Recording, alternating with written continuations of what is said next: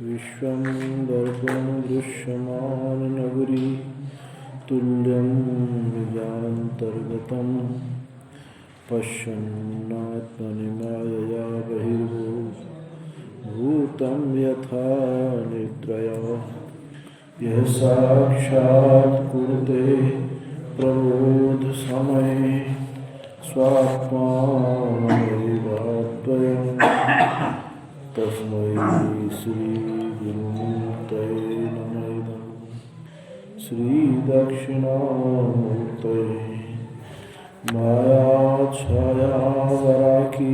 कथमिव लभतां मयि अनन्ते प्रतिष्ठाम् आस्थाने च स्वात्तं दृढहरिहरा हन्तवन्ने स्फुलिङ्गाः अद्वैते द्वैत खेला गगन नलिनवत स्वप्नवत जीव मेला श्री पूर्णानंद वाणी श्रुति शिखर सुधा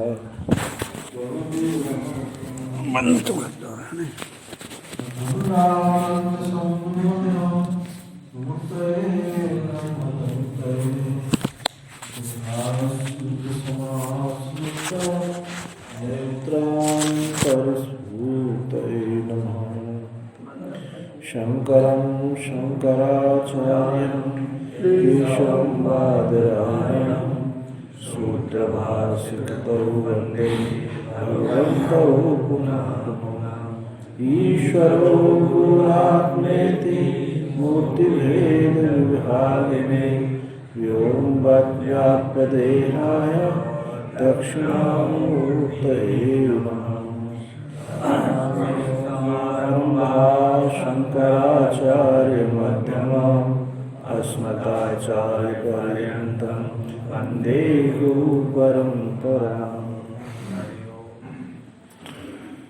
प्रथम अध्याय के दूसरे पाद का चौथा अधिकरण चल रहा है, जिसमें 17वां सूत्र है।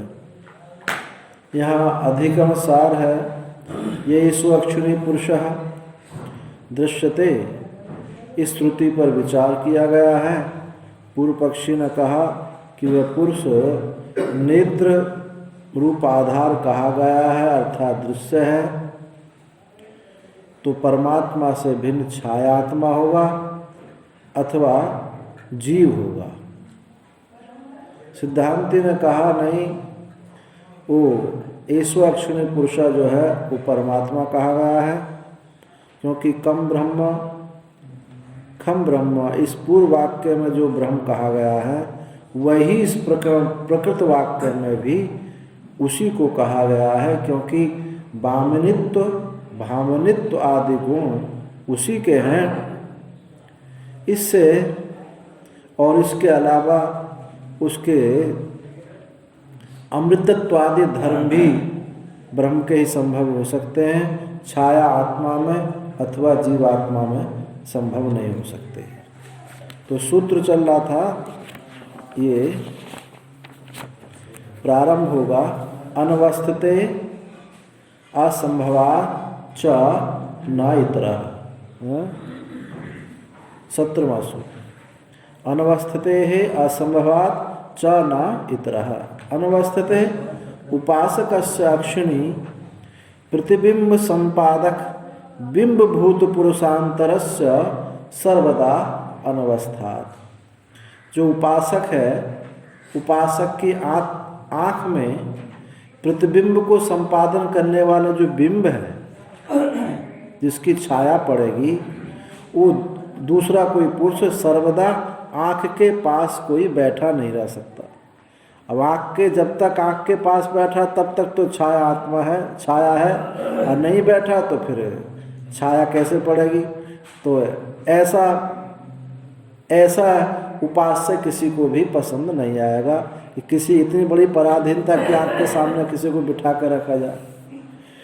तो असंभवाच और अमृतत्व आदि जो गुण हैं वो छाया आत्मा में वो भी संभव नहीं है। अपि इतर ब्रह्म भिन्न न अक्षय स्थान उपदेश्यते, इसलिए आँख में अक्षय स्थान में परमात्मा के अलावा दूसरा कोई ये संभव नहीं है, परमात्मा ही वहाँ उपदिष्ट है। यत् पुनरुक्तम छायात्मा विज्ञानात्मा देवतात्मा व स्याद अक्षय स्थान इति अत्र उच्यते। जो फिर कहा था कि छायात्मा अथवा विज्ञानात्मा अथवा कोई देवता वो अक्षय स्थान है, नेत्र में रहता है, ऐसा जो तुमने कहा था उसके विषय में सुनो। अत्र उच्यते, यहाँ कहते हैं न छायात्मादि इतर यह ग्रहणम अर्हति। छायात्मादि, छायात्मा विज्ञानात्मा देवात्मा आदि शब्द से इनको लीजिए, इतर दूसरा यहाँ ग्रहण करने के लिए योग्य नहीं है। क्यों नहीं है? अस्मात्, क्यों? अनवस्थिते है, क्योंकि उनकी अवस्थिति ही नहीं है। अनवस्थिति, अनवस्था दोष का नहीं है। यहाँ अभी कहा ना, आँख के पास कोई रखा जाए तभी उसका प्रतिबिंब पड़ेगा, तो कभी ना रखा जाए तो नहीं पड़ेगा। तो ये अनवस्थिति, अवस्थिति नहीं है, स्थिति नहीं है, निरंतर अनवस्थिते है। न तावत छाया आत्मनः चक्षु नित्यावस्थानम संभवति, क्योंकि छाया आत्मा आँख में नित्य अवस्थान उसका संभव नहीं है, वो तो बिंब पर आधारित है। बिंब रहेगा तो छाया आत्मा होगी, नहीं तो नहीं होगी। यदि भी कश्चित पुरुष चक्षुर आसीदति तदा चक्षुषी पुरुष छाया दृश्यते। जब भी कोई पुरुष चक्षुर आसीदति, चक्षु के पास बिठा के रखें, आँख के पास रखें, तभी चक्षु में पुरुष छाया दृश्यते, तभी पुरुष की छाया दिखाई देगी, नहीं तो नहीं दिखाई देगी। अपगते तस्मिन, और उस पुरुष को वहाँ से हटा दो, तस्मिन अपगते तस्मिन न दृश्यते, और दृश्य भी, छाया भी नहीं दिखाई देगी। तो ऐसे का उपासना करके क्या करेंगे जो दूसरे पर आधारित है। यही स्वक्षुनि पुरुष इति च श्रुति सन्निधानात् स्वचक्षुषी दृश्यमानम पुरुषम उपास्यत्वेन उपदिश्यति। ये स्वक्षुनि पुरुष जो है, ये श्रुति जो है सन्निधानता से अपने नेत्र में दृश्यमान पुरुष उपास्य रूप से उपदेश करती है। तो कौन हो सकता है ये परमात्मा ही हो सकता है, क्योंकि अत्यंत उन नेत्र के अत्यंत सन्निकट है। न च उपासना काले, और उपासना काल में छाया कर्म कश्चित पुरुष चक्षु समीपे सन्निधाप्य उपासते इति युक्तम कल्पितम। और उपासना काल में कोई छाया करने वाला कोई पुरुष आँख के पास बिठा के रखो, तो ऐसी कल्पना करनी संभव नहीं है। तो ये ध्यान रहेगा कि कोई यहाँ बैठा रहे तब तक हमारी उपासना है, तब तो नहीं होगी। तो ऐसा भी संभव नहीं होगा। अस्यैव नावस्थिते दर्शति, अस्यैव शरीरस्य नाशम अनुएष नश्यति। और इसका, इस शरीर के नाश के पीछे ये भी नाश हो जाता है। ये जो छाया करने वाला बिंब है, इसके नाश से उस छाया भी नाश हो जाता है। इति श्रुति छाया आत्मनो अपि अनवस्थिते दर्शति। तो ये श्रुति जो है छाया आत्मा का भी अनवस्थिति, उसकी भी अवस्थिति नहीं है, ये बात दिखाती है। छाया आत्मा संभव नहीं है। ना, यहाँ पूर्व पक्षी ने कहा था कि ऐसो अक्षुनि पुरुष दृश्यते, आँख में जो पुरुष दिखाई देता है तो उसने कहा कि या तो ये छायात्मा होगा, छाया सामने कोई बिठाकर आँख भी काली काली इसमें दिखाई देता है ना छाया, या तो छायात्मा है, या ये विज्ञानात्मा है, या ये देवता सूर्य है। छायात्मा तो इसलिए अभी उसी का निराकरण किया जा रहा है कि छाया आत्मा इसलिए नहीं हो सकता क्योंकि वो तो दूसरे के पराधीन है। हमारे आँख के पास कोई बैठा होगा तब तक तो छाया दिखाई देगी, नहीं तो नहीं दिखाई देगी। तो ऐसा उपास्य को लेकर क्या करेंगे? यदि इस उपास्य से हमको फायदा भी क्या होगा? हमको हमारा अंतःकरण को शुद्ध तो हो नहीं जाएगा इससे। तो फिर कहा कि विज्ञान आत्मा जो जीव है ये होगा क्योंकि आँख नाक आदि सब उसी से संचालित होती हैं, तो उसका भी खंडन किया जाता है। या सूर्य होगा क्योंकि सूर्य ही इस नेत्र इंद्रिय का अनुग्राहक देवता है। इन सब का निराकरण करने की कहते हैं कि ऐसो अक्षरी पुरुष जो पुरुष है ये ब्रह्म है। अब ब्रह्म क्यों बताया जाता है कि उसी मंत्र में उसको अजर अमर कह रहे हैं, वामनित्व भामनित्व आदि गुण कह रहे हैं। ऐसा जो आँख में पुरुष है वो वामनित्व गुण वाला है, भामनित्व गुण वाला है, सबका प्रकाशक है और अमृत है। तो ये लक्षण तो ब्रह्म में ही घटित हो सकते हैं, छाया आत्मा में, विज्ञान आत्मा में अथवा सूर्य में ये घटित नहीं हो सकते। तो ये है यहाँ जो आप कह रहे थे कि सूक्ष्मता की दृष्टि से नहीं कही जा रही, ये बात तो जो पूर्व पक्षी ने कहा छाया सचमुच छाया के लिए ही निषेध है। असंभवाच तस्मिन् अमृतत्वादीनां गुणानां न छायात्मनि प्रतीति। और ये अमृतत्वादि गुण भी ये छाया आत्मा में संभव नहीं है और जीवात्मा में भी संभव नहीं है, क्योंकि जीव तो अपने को दुखी मानता है, सुखी मानता है, और सूर्य में भी ये संभव नहीं होंगे। तो कहते हैं तथा विज्ञानात्मनोपि साधारणे कृत शरीर इंद्रिय संबंधे सति न चक्षुषेव अवस्थितम शक्यम वक्तुम। और विज्ञान आत्मा का भी साधारण संपूर्ण शरीर में, साधारण संपूर्ण शरीर इंद्रियों के संबंध होने पर न चक्षुषेव अवस्थितम शक्यम वक्तुम, जीव आत्मा का तो सभी के साथ उसका संबंध है, वो आँख में ही क्यों अवस्थित होगा? सबके साथ संबंध होने पर आँख में ही अवस्थिति उसकी कहने के लिए संभव नहीं है। ब्रह्मणस्तु व्यापिनोपि दृष्ट उपलब्ध्यर्थो हृदयादि दोष विशेष संबंध। तो कहते हैं कि ब्रह्म भी तो सर्वत्र है। जैसे आज जीव का आपने निषेध किया तो ब्रह्म भी तो सर्वव्यापी है। चलो जीव तो मान ले देह में ही है, अब परमात्मा तो ब्रह्म तो सर्वत्र है, तो ब्रह्म का भी सर्वव्यापी, ब्रह्म का भी दृष्ट देखा जा गया, उसका भी सब में व्याप्ति देखी गई है। तो उपलब्ध कहते हैं कि उपलब्धि अर्थो हृदयादि देश विशेष संबंध।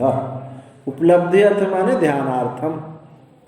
तो ब्रह्म का जो हृदय में वास है या आँख में वास है, प्राण में वास है, वो जो है हृदय आदि देश का संबंध जो है ये उपासना के लिए है। सर्वत्र होता हुआ भी वहाँ विशेष प्रकाशमान है। जैसे कि सूर्य सर्वत्र प्रकाशित कर रहा है, परंतु कहीं रखा हुआ दर्पण में स्पष्ट आप कहते हैं कि सूर्य है प्रकाशित हो रहा है, देखो सूर्य कितना स्पष्ट है, लेकिन मिट्टी में नहीं दिखाई देता, दीवार में पत्थर में नहीं दिखाई देता।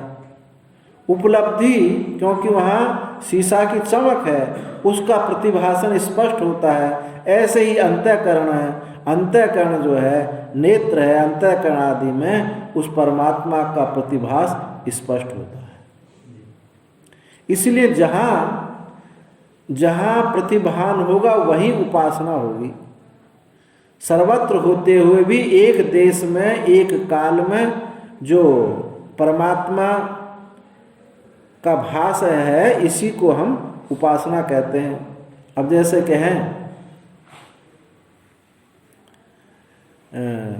संक्रांति काल है, ग्रहण काल है, कहें कि इस समय आप ध्यान करो, दान करो, पाठ करो, क्योंकि वो काल विशेष है। वहाँ संधि मात्र है। संधि होने पर रज और तम आदि की ये जो काल बताए गए हैं, सुबह शाम का बताया, ग्रहण आदि काल, ये सब संधि समय है। संधि में कहा जाता है कि संधि में सुषुम्ना नाड़ी अपना आप स्वतः चल जाती है। आप जैसे सूर्य उदय होता उस क्षण में 1 मिनट के लिए सुषुम्ना नाड़ी स्वतः चलती है। असुषुम्ना नाड़ी चलने पर कहने का मतलब ये हुआ कि वहाँ रज और तम अत्यंत शिथिल हो जाते हैं, जिससे वहाँ किया हुआ दान धर्म आदि वो अधिक होता है। ऐसे ही ग्रहण का भी वो भी एक संधि है, तो वहाँ विशेष महत्व इसलिए हो जाता है। काल की दृष्टि से, स्थान की दृष्टि से वो सर्वगत परमात्मा वहाँ विशेष रूप से प्रतिभान होने से वहाँ उपास्य कहा जाता है। तो उपलब्धि अर्थ ध्यान के लिए हृदय आदि देश विशेष संबंध वहाँ है। असमानस्य विज्ञान आत्मनि अपि अमृतत्वादि गुणानाम असंभव। और छाया आत्मा के समान, जैसे छाया में अमृतत्वादि गुण, भावनित्वादि गुण का प्रतिभास नहीं होता, उसी छाया आत्मा के समान ही विज्ञान आत्मा में, जीवात्मा में भी अमृतत्वादि गुण संभव नहीं है। क्योंकि जीव तो हमेशा कहता रहता मैं तो दुखी हूँ, मुझे ये अभाव है, सब कहता रहता। यद्यपि विज्ञानात्मा परमात्मनो अनन्यैव तथापि अविद्या काम कर्म कृत तस्मिन् मर्त्यत्व अध्यारोपितम भयम चैति अमृतत्व अभयत्वे नोपपद्यते। यद्यपि जो विज्ञान आत्मा है तो ये ब्रह्मी, तथापि अविद्या काम कर्म कृत, अविद्या काम से, अविद्या काम कर्म से ये उसी में, उसी चैतन्य में मर्तित्व अध्यारोपित हुआ है कि मैं मरने वाला हूँ, जन्मने वाला हूँ, मैं सुखी हूँ, दुखी हूँ, कामी हूँ, क्रोधी हूँ। ये सब जो है उसी अखंड चैतन्य में अविद्या से उसमें ये आरोप कर लिया है, तो अपने को सुखी मानता है, दुखी मानता है और अपने को भयभीत मानता है। इति अमृतत्व अभयत्वम, अमृतत्व और अभयत्व वहाँ उस अविद्या प्रति उपस्थापित चैतन्य में अमृतत्व और अभयत्व वहाँ संभव नहीं है, जब तक कि वो अविद्या निरसन ना हो जाए। संयद वामत्वादयश्च एतस्मिन् अनैश्वर्याद अनुपन्ना एव। और संयत वामत्वादि, इसमें जो अनैश्वर्य आदि से जो अनुपन्ना, इस जीव में संयत और वामत्व आदि गुण भी जीव में संभव नहीं है, क्योंकि उसमें ऐश्वर्यता नहीं है। ऐश्वर्यता, ईश्वरता के गुण उसमें वहाँ नहीं है, क्योंकि वो तो यदि प्रकाशित भी करता है तो केवल एक देह को प्रकाशित करता है, सबको जीव प्रकाशित नहीं करता है। और प्राप्त भोग प्राप्त भी करता है तो इस शरीर में ही भोगों की प्राप्ति करता है, संपूर्णता से भोगों की प्राप्ति नहीं कर सकता। इसलिए ये एतस्मिन्, इसमें अनैश्वर्याद अनुपन्ना, ऐश्वर्यादि उसमें सिद्ध नहीं हो सकते। देवतात्मनस्तु रश्मि भी एसो अस्मिन् प्रतिष्ठते इति श्रुते। यद्यपि चक्षुषी अवस्थानं स्यात् तथापि आत्मत्वम तावत न संभवति पराग रूपत्वात्। अब सूर्य को ले लो, जो इंद्रियों का, नेत्र इंद्रियों का अनुग्राहक देवता है सूर्य है, देवता आत्मा भी रश्मि भी एसो अस्मिन् प्रतिष्ठते, अपनी रश्मियों के द्वारा इस नेत्र में ये प्रतिष्ठित होता है। ये श्रुति कहती है यद्यपि नेत्र में उसका अवस्थान होवे तो भी आत्मत्व सिद्ध नहीं होता, क्योंकि वो तो पराक है, अधिदेव है यानी पराक है, बाह्य है, आत्मत्व उसका संभव नहीं है। तो आत्मत्व न संभवति पराग रूपत्वात्, पराक रूप होने, बाह्य होने के कारण उसमें आत्मत्व संभव नहीं होगा। और अमृतत्वादि भी न संभवती, और अमृतत्वादि गुण भी उसमें संभव नहीं हो सकते।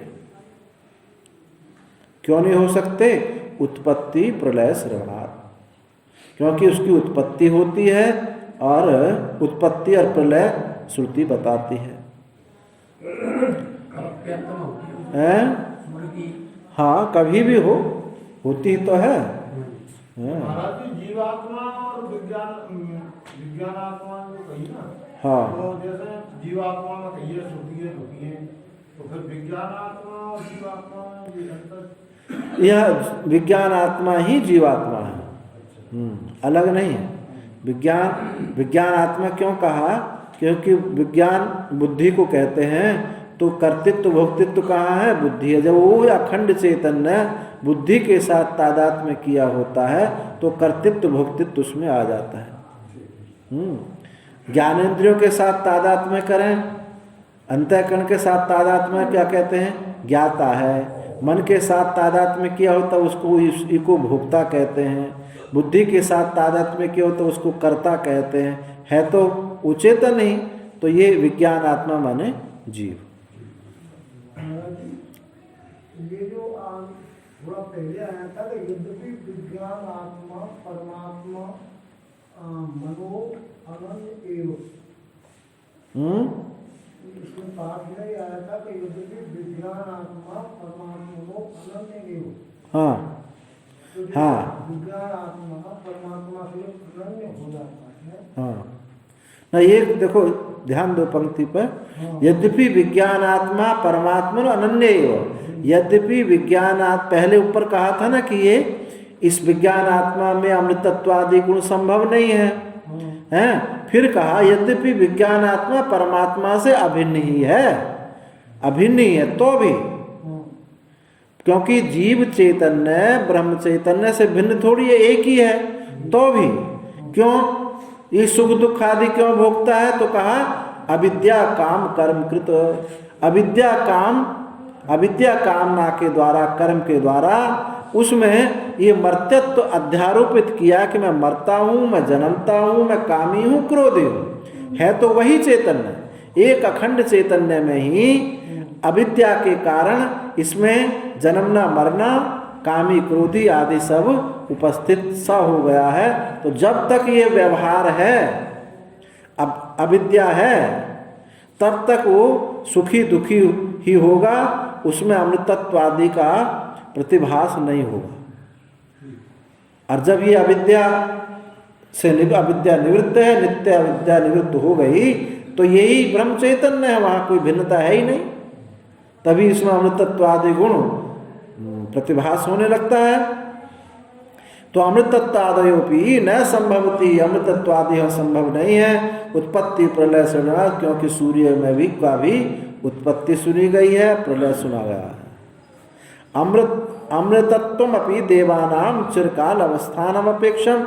यदि शंका हो कि देवताओं को तो अमृत प्राप्त होता है, तो देवताओं का जो अमृत है वो सापेक्षिक अमृत है। चिरकाल काल सापेक्षिक अमृत है, वो वस्तुतः आत्मत्व अमृत वो नहीं है। लंबे समय तक रहेंगे भाई, यही उनका अमृत है। ऐश्वर्यमपि परमेश्वर आयत्वम न स्वाभाविकम। और कहो कि देवताओं में तो ऐश्वर्यता है, भामित्व भामित्व आदि गुण होंगे, तो कहे कि ऐश्वर्य भी, उनका जो ऐश्वर्य है वो परमेश्वर के ही अधीन है, स्वतंत्र उनका ऐश्वर्य नहीं है। इससे देवता आत्मा, छाया आत्मा और विज्ञान आत्मा वहाँ संभव नहीं होंगे। ईशो अक्षुणी पुरुषः, परमात्मा ही वहाँ संभव है। और श्रुति कहा भीष्मस्वाद वातः पवते, भीष्मो देति सूर्यः, भीष्मस्मात् अग्निश्च इंद्रश्च, मृत्युर्धावति पंचमा।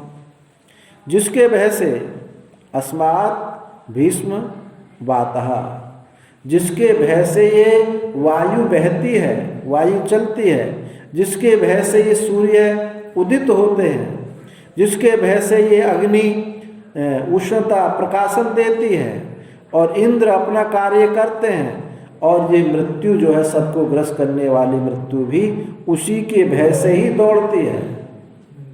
सब उस परमात्मा के से ही, ये पुष्प में जो प्रसन्नता मुस्कुराहट से मालूम पड़ती है, पत्तियों में हरा रंग आदि जो कुछ भी दिखाई देता है, और सांप का काटना भी है, बिच्छू का काटना भी, ये भी सब उस परमात्मा से ही हो रहा है। ऐसा नहीं सबको सत्ता सामान्य रूप से सबको वो प्रकाशन कर रहा है। इति मंत्र वर्णात, ये 33 में ये मंत्र आया। तस्मात् परमेश्वरेव अयम अक्षी स्थाना प्रत्यतव्य, इसलिए परमेश्वर ही, ये अक्षी स्थान जो है ये परमेश्वर ही है, ना कि जीवात्मा, विज्ञान, जीवात्मा, छायात्मा इत्यादि। अस्मिन् पक्षे दृश्यते इति प्रसिद्धवद उपादानम शास्त्रादि अपेक्षम विद्वद विषय प्रोराचनार्थमिति व्याख्येयम। इस पक्ष में भी ये दृश्यते ऐसा जो आया है, दिखता है इस प्रकार, जिसका प्रसिद्धि की तरह ग्रहण करते हैं हम। दृश्यते इति प्रसिद्धवद उपादान, प्रसिद्धि के समान इसको जो हम ग्रहण करते हैं वह क्या है? शास्त्र आदि अपेक्षम विद्वद विषयम, ये शास्त्र की अपेक्षा रखता है, विद्वानों का विषय है, इसलिए उसकी रुचि बढ़ाने के लिए, प्ररोचनार्थम, उसमें रुचि पैदा करने के लिए ऐसी व्याख्यान, हम ऐसा व्याख्यान करना चाहिए, क्योंकि किसी न किसी प्रकार से परमात्मा की तरफ हमारी बुद्धि लग जाए। अब आगे अंतर्यामी अधिकरण प्रारंभ होता है, जो बृहदारण्यक के 5वें अध्याय में याज्ञवल्क्य के उद्दालक का संवाद है, उसमें ये श्रुति पढ़ी गई है, या पृथ्वी अंतरः यम्यति एषा ते आत्मांतर्यामी। ये पृथ्वी, यम पृथिव्याम तिष्ठन पृथ्वी अंतरो, पृथ्वी में रहता हुआ, पृथ्वी के भीतर, पृथ्वी जिसको नहीं जानती है, पृथ्वी जिसका शरीर है, पृथ्वी का जो नियमन करता है वो आत्मा अंतर्यामी, वो तुम्हारा आत्मा अंतर्यामी है। इस श्रुति पर यहाँ विचार करते हैं। तो यहाँ संशय होता है, प्रधानम जीवो ईशो वा को अंतर्यामी जगत प्रति कारणत्वात् प्रधानम स्यात् जीवो वा कर्मणो मुखात् जीव एकत्व अमृतत्वादे अंतर्यामी परमेश्वरः दृष्टित्वादेन प्रधानम न जीवोपि नियम्यतः। कहा कि इस श्रुति में कि जो पृथ्वी अंतर जो श्रुति है, इस पर हम जो विचार कर रहे हैं कि श्रुति में पृथ्वी आदि जगत का कोई अंतर्यामी कहा गया है। जो पृथ्वी आदि जगत का कोई अंतर्यामी, कोई पृथ्वी अभिमानी देवता, उसकी चर्चा हुई है, वह प्रधान है। अंतर्यामी जो कहा गया है वो प्रधान है, सांख्य है, परिकल्पित प्रधान है, अथवा वो जीव है, पृथ्वी आदि अभिमानी कोई देवता है, अथवा परमेश्वर है। इस पर श्रुति पे पूर्व पक्षी ने ऐसा कहा, तो सिद्धांति ने कहा वहीं श्रुति में आधी पढ़ते हो आधी नहीं पढ़ते हो। वहाँ क्या कहा है?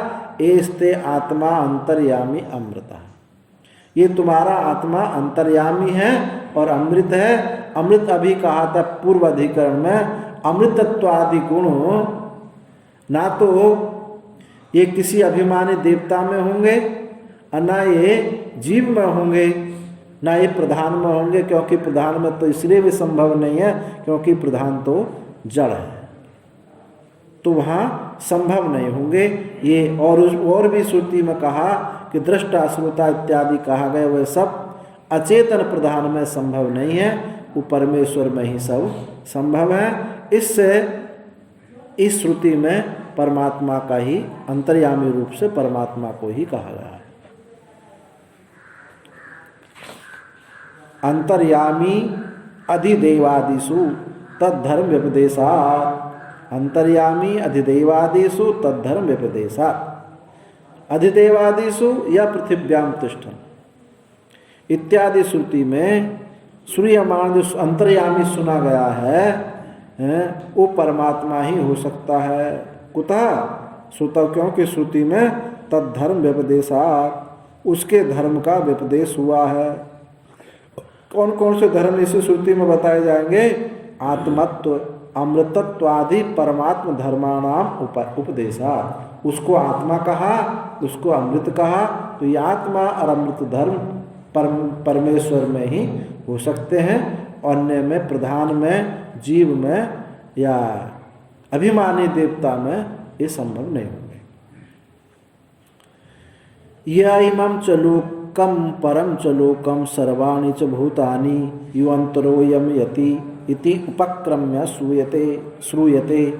या पृथिव्यां तिष्ठन् पृथिव्या अंतरोयम पृथ्वी न वेद यस्य पृथ्वी शरीरम या पृथ्वीवंतरोयम यति एषा ते आत्मा अंतर्यामी अमृतः।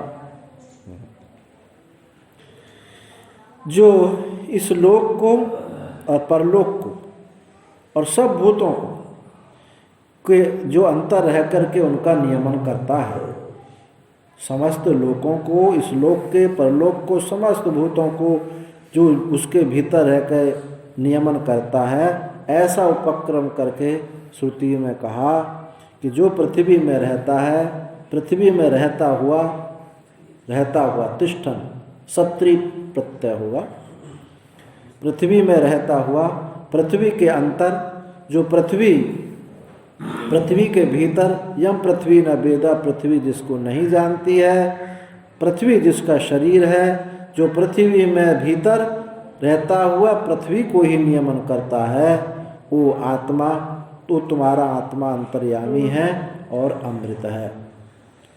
तो अत्र अधिदैवतम अधिलोकम अधिवेदम अधियज्ञम अधिभूतम अध्यात्मम च कश्चित अंतरवस्थितो यमिता अंतर्यामी सूयते।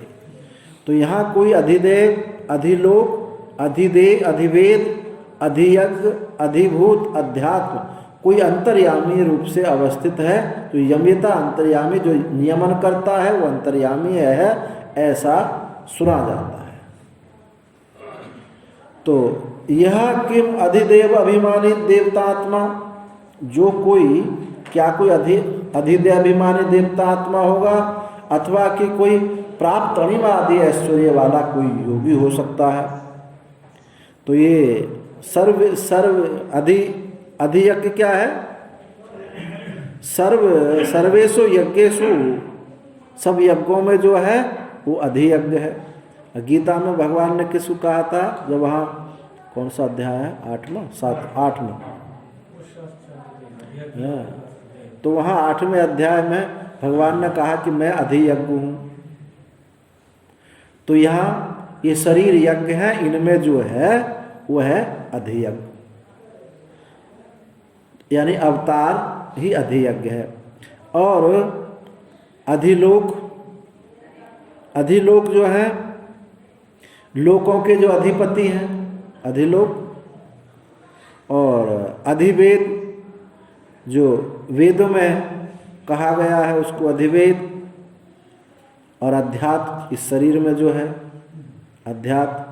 ऐसा कोई अंतर अवस्थित, इसके अंतर यम्यता, यमन करने वाला अंतर्यामी, ऐसा श्रुति से मालूम पड़ता है।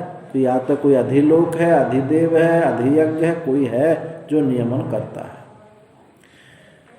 वह क्या अधिदेव, देवादि अभिमानी देवतात्मा है, अथवा कोई प्राप्त अणिमादि ऐश्वर्य, अणिमा गरिमा लघिमा है, अणिमा गरिमा लघिमा महिमा प्राप्ति, और क्या प्राकाम्य, ईशत्व, वशित्व, ये जो 8 सिद्धियां वाला कोई योगी हो सकता है। अथवा कि अर्थांतर अन्य कोई, अथवा अर्थांतर कश्चित इति अपूर्व संज्ञा दर्शनात्, अथवा कोई जिसकी अपूर्व संज्ञा, कोई अंतर्यामी जिसका नाम नहीं बता पा रहे हैं, बता सकते, ऐसा कोई अंतर्यामी कोई होगा। तो संशय होता है क्या यहाँ किम तावत ना प्रतिभाति, यहाँ क्या क्या मानना चाहिए, प्रतिभान नहीं होता, इसका यहाँ कोई प्रतिभान नहीं होता है कि किसको मानना अंतर्यामी कहना चाहिए। तो पूर्व पक्षी ने कहा संज्ञायाः अप्रसिद्धत्वात् संज्ञिनोपि अप्रसिद्धेन अर्थांतरेण केंचित भवितव्यम इति, कि अंतर्यामी नाम, अंतर्यामी रूप नाम के अप्रसिद्ध होने से, अंतर्यामी नाम भी कोई एक अप्रसिद्ध अन्य पदार्थ होना चाहिए। अंतर्यामी रूप जो है, अंतर्यामी रूप नाम के अप्रसिद्ध होने के कारण, अब अंतर्यामी कहेंगे तो किसी रूप की प्रसिद्धि तो है नहीं, कोई नाम नहीं बनता, कोई रूप नहीं बनता, कि अप्रसिद्धि होने से अंतर्यामी नाम भी कोई एक अप्रसिद्ध ही अन्य पदार्थ होना चाहिए। अथवा अनिरूपित रूप अर्थांतरम शक्यम अस्ति, अथवा क्या होगा, अनुरूपित रूप जिसके रूप निरूपण ना हो रहा, नहीं होता हो, अनिरूपित रूपम, अनिरूपित रूप अर्थांतरम न शक्यम, उसका जो रूप है निरूपण करना उसके लिए शक्य नहीं है। अंतर्यामी को कैसे कहेंगे कि ऐसा उसका रूप है, ऐसा स्वीकार करना चाहिए। तो अंतर्यामी शब्द अंतर्यमन योगेन प्रवर्तो न अत्यंतम प्रसिद्ध। अंतर्यामी शब्द जो है अंतर नियमन, उसका अंतर बैठ करके नियमन करने वाला होने से ऐसा प्रवृत्त हुआ है, न अत्यंत अप्रसिद्ध, नितांत अप्रसिद्ध नहीं है। जो नियमन करे अंतर बैठ करके वो अंतर्यामी। तस्मात् पृथ्वी आदि अभिमानी कश्चित् देव अंतर्यामी स्यात्, तो पृथ्वी आदि का कोई अभिमानी देवता, पृथ्वी का अभिमानी कोई ऐसा देव अंतर्यामी हो सकता है। तथा च सूयते, और श्रुति भी कहती है पृथ्वी एव यस्य आयतनम अग्नि लोको मनो ज्योति, श्रुति भी कहती कि पृथ्वी ही जिसका आयतन है, और अग्नि लोको मनो ज्योति, अग्नि लोक है, मनो ज्योति, अग्नि क्या है, अग्नि लोको, नेत्र, लोक क्या है, नेत्र। तो अग्नि नेत्र जिसका है, मन है, ज्योति है, तो ये जो है ज्योति मन है, अग्नि नेत्र है, और पृथ्वी जिसका शरीर है, ऐसा अभिमानी कोई देवता होगा इत्यादि। सच कार्य करणवत्वात् पृथ्वी आदि अंतः तिष्ठन् यम यति इति युक्तम देवात्मनो यमित्वम, वह जो कार्य करण वाला देह इंद्रिय वाला होगा, पृथ्वी के भीतर स्थित रहता हुआ जो नियमन करता है, ऐसा जो युक्त, ऐसा उसका युक्ति ठीक ही है कि देवात्मा यमित, क्योंकि देवता ही नियमन करने वाला होता है। तो पृथ्वी अभिमानी कोई देवता है जो पृथ्वी का नियमन करता है, पृथ्वी में रहता है, पृथ्वी को जानता है, ऐसा कोई देवता है जो कार्यकरणवत्वात्, उसके कार्यकरण, उसके देह इंद्रिय वाला है, कोई है। अथवा कोई ऐसा योगी हो सकता है जो सिद्धियों से युक्त है, अणिमा गरिमा लघिमा आदि योगिनो वा कश्चित् सिद्धस्य सर्व अनुप्रवेशेन यमतित्वम स्यात्, ऐसा योगी है जो सब में प्रवेश कर जाता है, पर काय प्रवेश करने वाला, ऐसा कोई योगी है जो सब में उसका प्रवेश है। न तो परमात्मा प्रतीयेत, परंतु परमात्मा सिद्ध नहीं होता। कोई योगी हो सकता है, कोई अभिमानी देवता हो सकता है, कोई अपूर्व संज्ञा वाला कोई ऐसा देव है जिसका हम नामकरण नहीं कर सकते, ऐसा कोई हो सकता है, पर परमात्मा प्रतीत नहीं होता। अकार्य करणत्वादिति, क्योंकि उसके तो कार्यकरण है ही नहीं, देह इंद्रिय वाला है ही नहीं परमात्मा। देह इंद्रिय हो वही नियमन कर सकता है। तो ऐसा पूर्व पक्ष प्राप्त हुआ तो सिद्धांती कहते हैं कि एवं प्राप्ते इदम उच्यते। ऐसे तुम्हारे कहने पर अब हम ये कहते हैं कि यो अंतर्यामी अधिदेवादि सुश्रूयते स परमात्मा एव स्यात् न अन्य इति। जो अंतर्यामी देवादियों में जो अंतर्यामी अपने से भिन्न जो व्यापक हैं वो सब क्या है? अधिदेव है। पृथ्वी अधिदेव है, जल अधिदेव है, वायु अधिदेव है, अग्नि अधिदेव, आपसे भिन्न है और व्यापक हैं। तो इन अंतर्यामी अधिदेवों में वो परमात्मा ही हो सकता है। श्रुति उसी को कहती है, न अन्य, अन्य नहीं हो सकता है। कुतः क्यों नहीं हो सकता? तद्धर्म व्यपदेशात्, क्योंकि परमात्मा के ही धर्म यहाँ कहे गए। तस्य ही परमात्मनो धर्म यह धर्मा यह निर्दिश्यमाना दृश्यन्ते, क्योंकि परमात्मा के ही धर्म यहाँ निर्दिष्ट देखे जाते हैं। पृथ्वी आदि तावदधिदेवादि भेद भिन्न समस्त विकार जातम अंतःतिष्ठन यम्यति परमात्मनो यमित्यत्वम धर्म उपपद्यते। पृथ्वी आदि अधिदेवादि भेद भिन्न, पृथ्वी आदि आदि जो अधिदेवादि से जो भेद भिन्न है वही समस्त विकार समूह में अंतः प्रतिष्ठित स्थित होता हुआ वो नियमन करता है।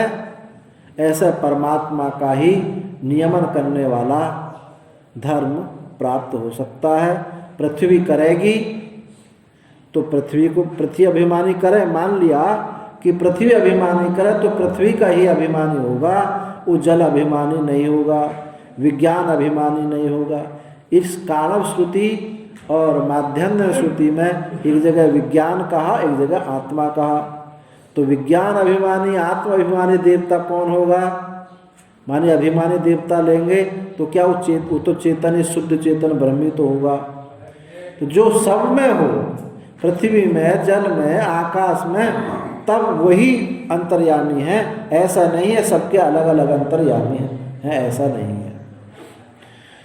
तो परमात्मा के ही धर्म यहाँ उपदिष्ट होते हैं। सर्वविकार कारणत्वे सति सर्वशक्ति उपपत्ते, क्योंकि परमात्मा सब विकारों के कारण होता हुआ, एक विकार नहीं, सब विकारों का कारण होने पर और सर्वशक्ति उपपत्ते, और सर्वशक्ति संपन्न है। पृथ्वी में तो एक ही शक्ति होगी, जल में एक ही शक्ति होगी, परंतु वो तो सर्वशक्ति से युक्त है और सब विकारों का कारण है। उसी से पृथ्वी उत्पन्न है, उसी से जल है, उसी से वायु, सब उसी से उत्पन्न है। एस्ते आत्मा अंतर्यामी अमृता इति च आत्मत्व अमृतत्व मुख्य परमात्मा ने उपद्यते। और ये जो आत्मत्व और अमृतत्व धर्म है ये मुख्य परमात्मा में ही प्राप्त हो सकते हैं।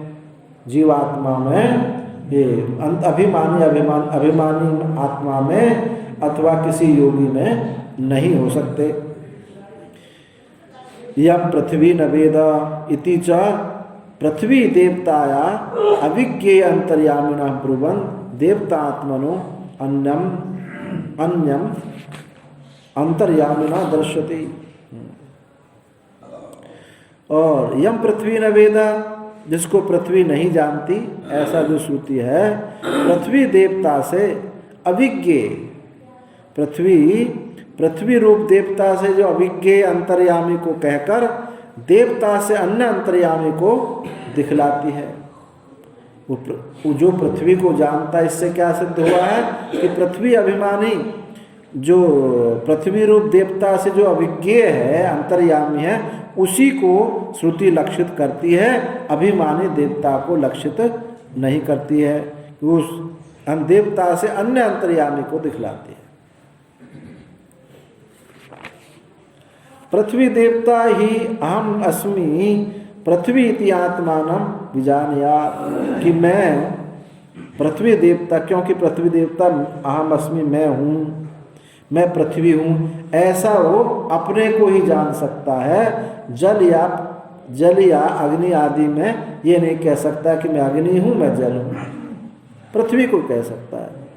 तथा अदृष्टो अश्रुतः इत्यादि व्यपदेश रूपादि विहीनत्वात् परमात्मना उपपद्यते।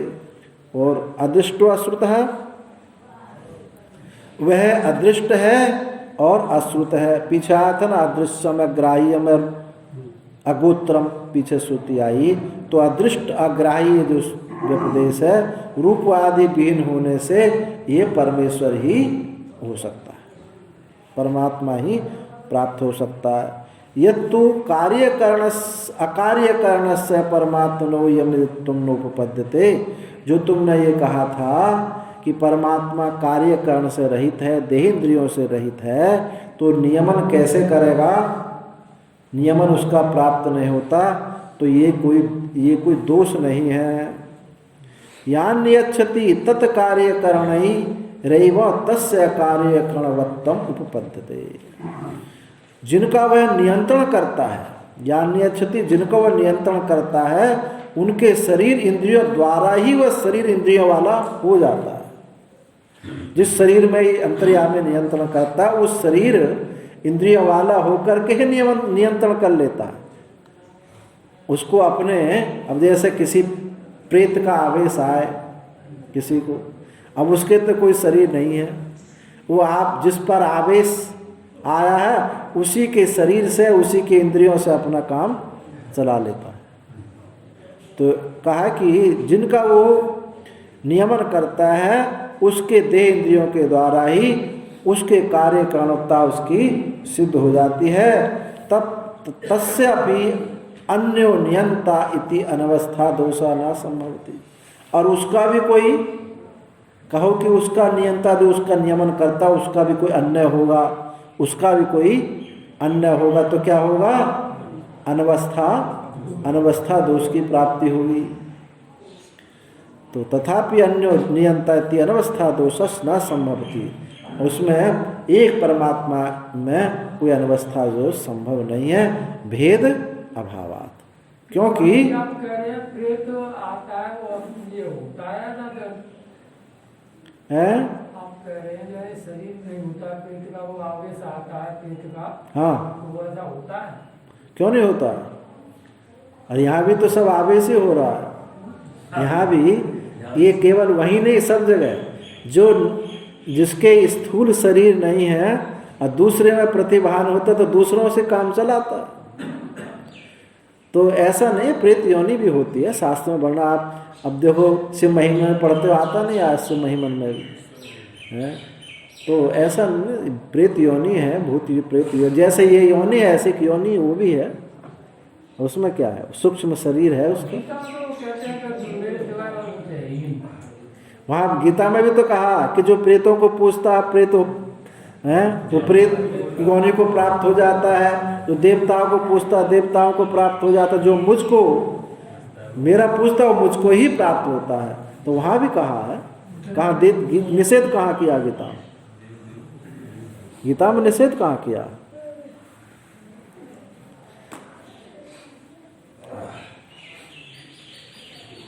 तस्योपि अन्यो नियंता इति अनवस्था दोष न संभवति भेद अभावात्।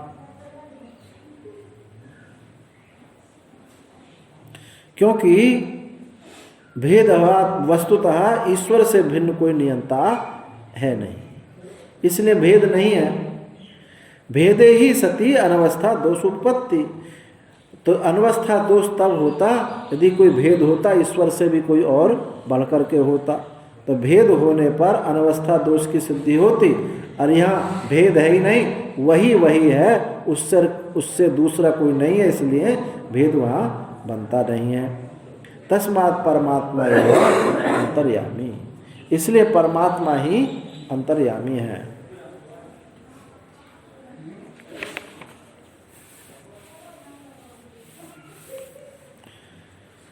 न च स्मार्थ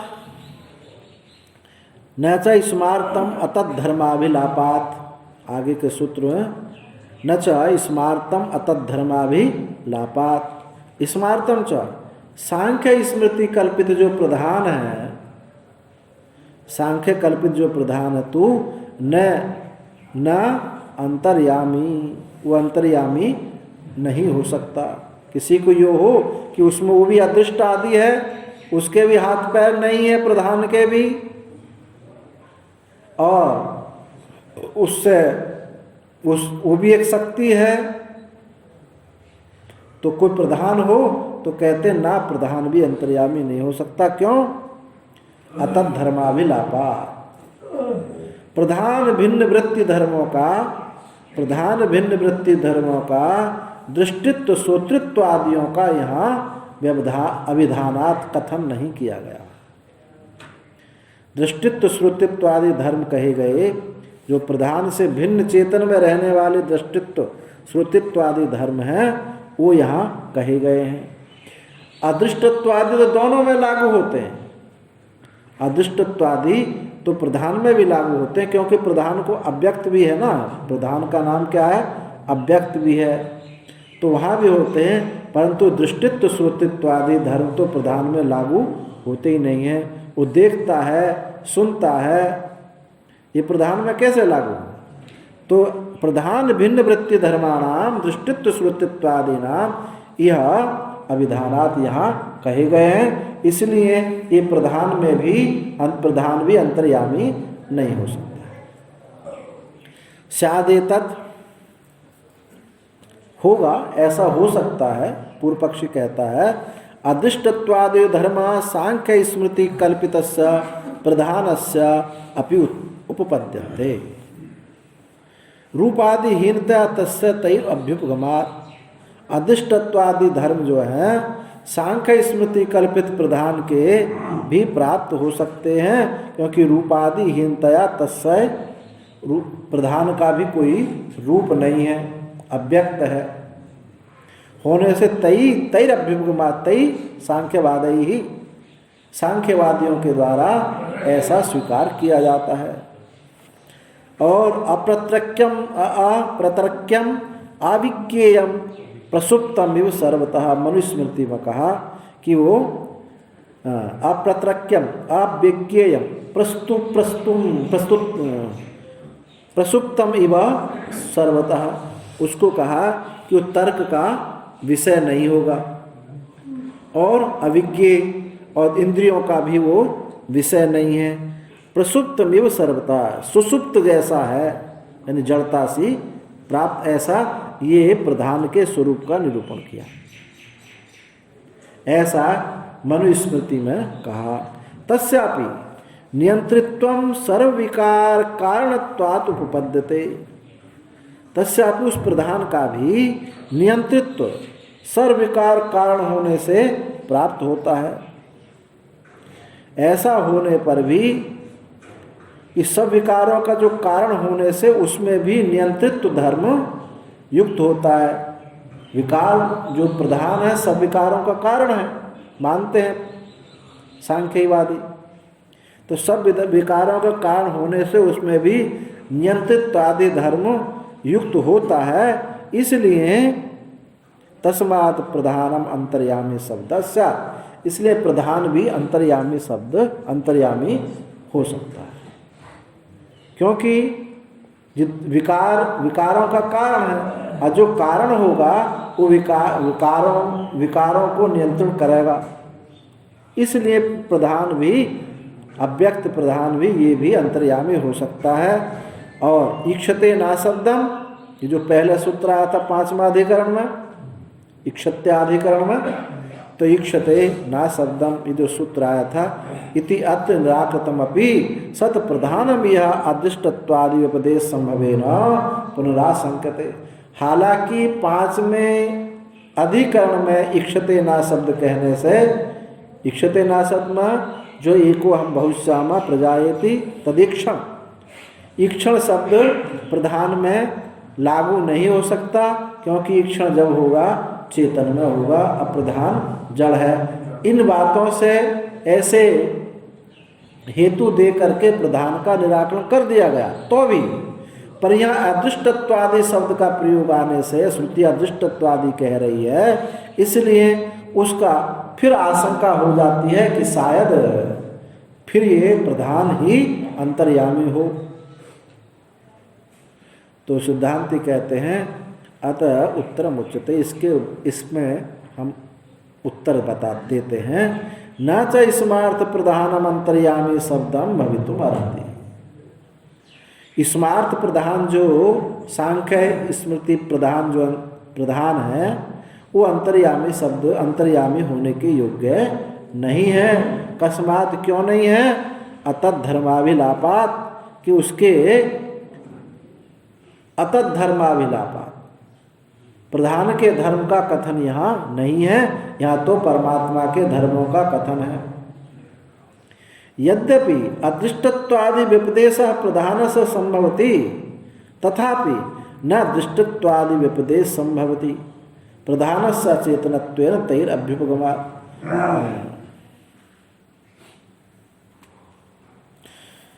यद्यपि अदृष्टत्वादि जो व्यपदेश है प्रधान के संभव है,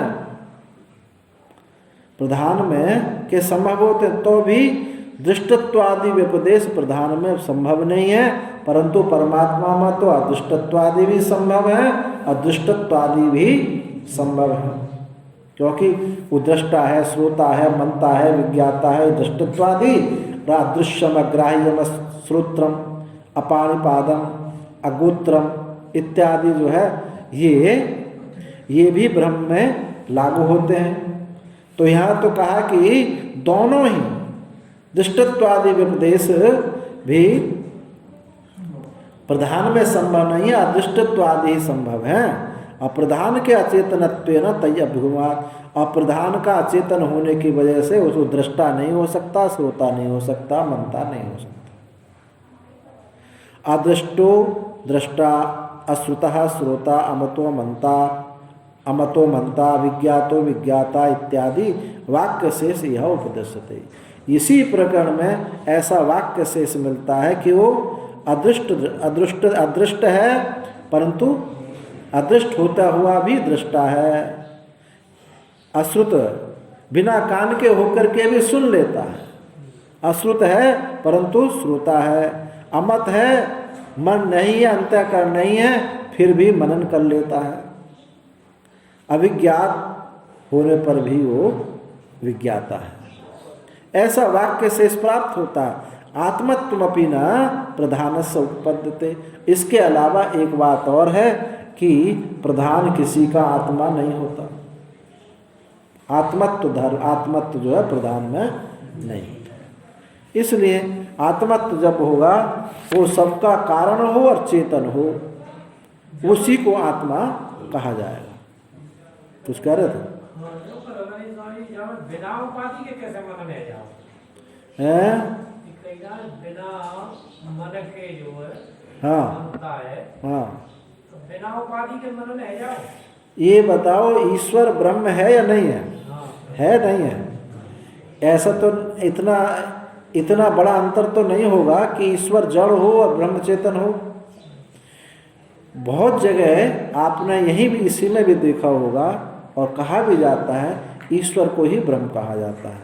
जैसे जन्माद्यस्य यथा, इस सूत्र में जन्माद्यस्य यथा, जन्म जगत के जन्मादि जिससे हैं वो ब्रह्म है।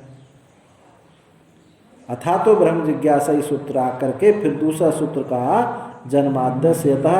अथा तो ब्रह्म जिज्ञासा सूत्र में वो ब्रह्म क्या है, कैसा है, तो बताया उसका लक्षण जन्माद्यस्य यथा, यानी कौन सा लक्षण हुआ यहाँ?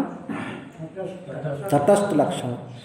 ब्रह्म का तटस्थ लक्षण बताया। तो वहाँ भी आपको कहना चाहिए कि वो जन्म स्थिति प्रलय कैसे हो सकते हैं। और कहीं कहाँ कहते हैं ना तत्पदार्थ का शोधन, तो वहाँ उसमें भी पंचदशी आदि में कहीं ईश्वर कह दिया, कहीं ब्रह्म कह दिया। ईश्वर कोई अज्ञानी तो है नहीं। तो ये हमको समझने के लिए जब उपाधि का, जब हमको जगत का वर्णन हो रहा है तो हम उसको ईश्वर समझ लेते हैं। जब जगत आदि का वर्णने की जरूरत नहीं, तो वही ब्रह्म है, वही ब्रह्म है। तो हमको ऐसे गणित लगाना हो तो आप लगा लो, क्योंकि ईश्वर हमारी दृष्टि में जड़ नहीं है, चेतन ही है। और ईश्वर भी, ईश्वर में जो ईश्वरत्व है वो जीव की दृष्टि से है। ईश्वर ने अपने लिए ईश्वरत्व नहीं बनाया, ईश्वर ने कहा कि मैं ईश्वर हूं, ऐसा नहीं। जहां श्रुति दोनों प्रकार से, जैसे मांडुक्य श्रुति में मिलता है, नीचे से ऊपर गए, पहले विश्व, तेजस और प्राग, तो कहा एकोन विंशति मुखा सप्तांग एकोन विंशति मुखा स्थूल भुक वैश्वानरः प्रथमा पादा। ये मंत्र है ना, 19 मुख हैं, 7 उसके अंग हैं। अब उन 7 अंगों का वर्णन कौन, सप्तांग कौन है? द्विलोक जिसका सिर है, पृथ्वी जिसके चरण है, समुद्र जिसका मूत्र स्थान है, ये विराट का वर्णन किया। विश्व से मैंने एक शरीर से उठ करके आपको वैश्वानर तक पहुंचाया, और ऐसे ही फिर तेजस में आगे नीचे से ऊपर गए। सर्वस्व प्रभाप्य ही भूतानाम, और फिर कहा एस सर्वेश्वर एस सर्वज्ञ एस अंतर्यामी सर्वस्व प्रभाप्य ही भूतानाम, ऐसी श्रुति आई। या नीचे से ऊपर की बात आई। और ये तो वायुमानी भूतानी जायन्ते ये न जातानि जीवन्ति, ये ऊपर से नीचे की बात आई है। तो इन श्रुतियों में कुछ अंतर है या नहीं है, ये ऐसे आप विचार करेंगे तो ये समस्या हल हो जाती है। जब साधकत्व की दृष्टि से हम त्वम पदार्थ की दृष्टि से विचार कर रहे हैं तो हमको नीचे से ऊपर की बात कही जाएगी, और जब तत्पदार्थ की दृष्टि से बात कही जाएगी तब ऊपर से नीचे की बात कही जाएगी। कारण से कार्य, हाँ, कार्य का जरूर ऐसे बात कही जाएगी। वस्तुतः वो ईश्वर नहीं है या जीव नहीं है। हाँ, तो चेतनत्व ईश्वर चेतन ही है, ब्रह्म ईश्वर में कोई भिन्नता नहीं है। हम जगत की दृष्टि से, जीव की दृष्टि से हम एक गणित लगा लेते हैं कि ये ईश्वर है। बहुत जगह ईश्वर को ही ब्रह्म कहा है, ब्रह्म को ही ईश्वर कहा, जैसे इसी सूत्र में प्रारंभ में यहाँ आया था। अब अंतर्यामी शब्द कहो, अंतर्यामी शब्द ईश्वर के लिए प्रयोग होता है, यहाँ तो ब्रह्म के लिए हो रहा है। हर सूत्र में आ रहा ना, हर सूत्र में आ रहा। तो इसी दृष्टि से है, क्योंकि ईश्वर और ब्रह्म के स्वरूप में कोई भिन्नता नहीं है। जीव ने जीवत्व और जगत की दृष्टि से उसमें उपाधि मान ली, लगा दी। अभी स्वामी एक शब्द ये भी कहा, उसके ही हाथ पैरों से, हाँ, करवा देता है, हाँ, तो उसके मन से ही अनुमंता हो जाता है, उसी के मन से अनुमंता हो जाता है। वही जैसा है उन्हीं से मनन करने वाला होगा, अपना उसका कुछ नहीं है। अच्छा स्वामी, ऐसा कैसे कहता है कि वाच्यार्थ में ईश्वर और लक्ष्यार्थ में ब्रह्म? देखो, प्रक्रिया ग्रंथों में सब ऐसे ही बताया है। आप ऐसा समझना चाहे समझना, इसमें कोई दोष नहीं है, पर अंतर क्या है ईश्वर में ब्रह्म में बताइए। अब जब वहाँ भी पंचदशी में भी माया में प्रतिबिंबित, अब और अधिष्ठान क्या बताया उसमें? ब्रह्म अधिष्ठान। और त्वम पदार्थ में बताया कूटस्थ, अविद्या में प्रतिबिंबित जो चिदाभास है और कूटस्थ है। अब वहाँ कूटस्थ और वहाँ ब्रह्म बताया, तो वहाँ भी आप जो कह रहे हैं कि अधिष्ठान व ब्रह्म है, वाच्यार्थ से वो ईश्वर हो रहा है, पर जो अधिष्ठान है मुख्यता तो उसी की है ना। अधिष्ठान ना हो तो अब माया क्या कर पाएगी बताओ? हम समझने के लिए हम समझ लें, समझने के लिए हम समझ लें, पर कोई भिन्नता नहीं है।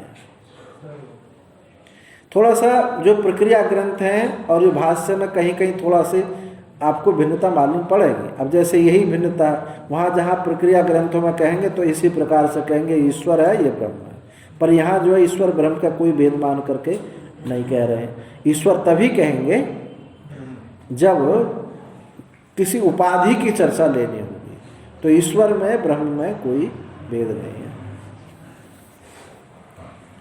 आत्मत्वपि न प्रधान से उत्पद्यते, ये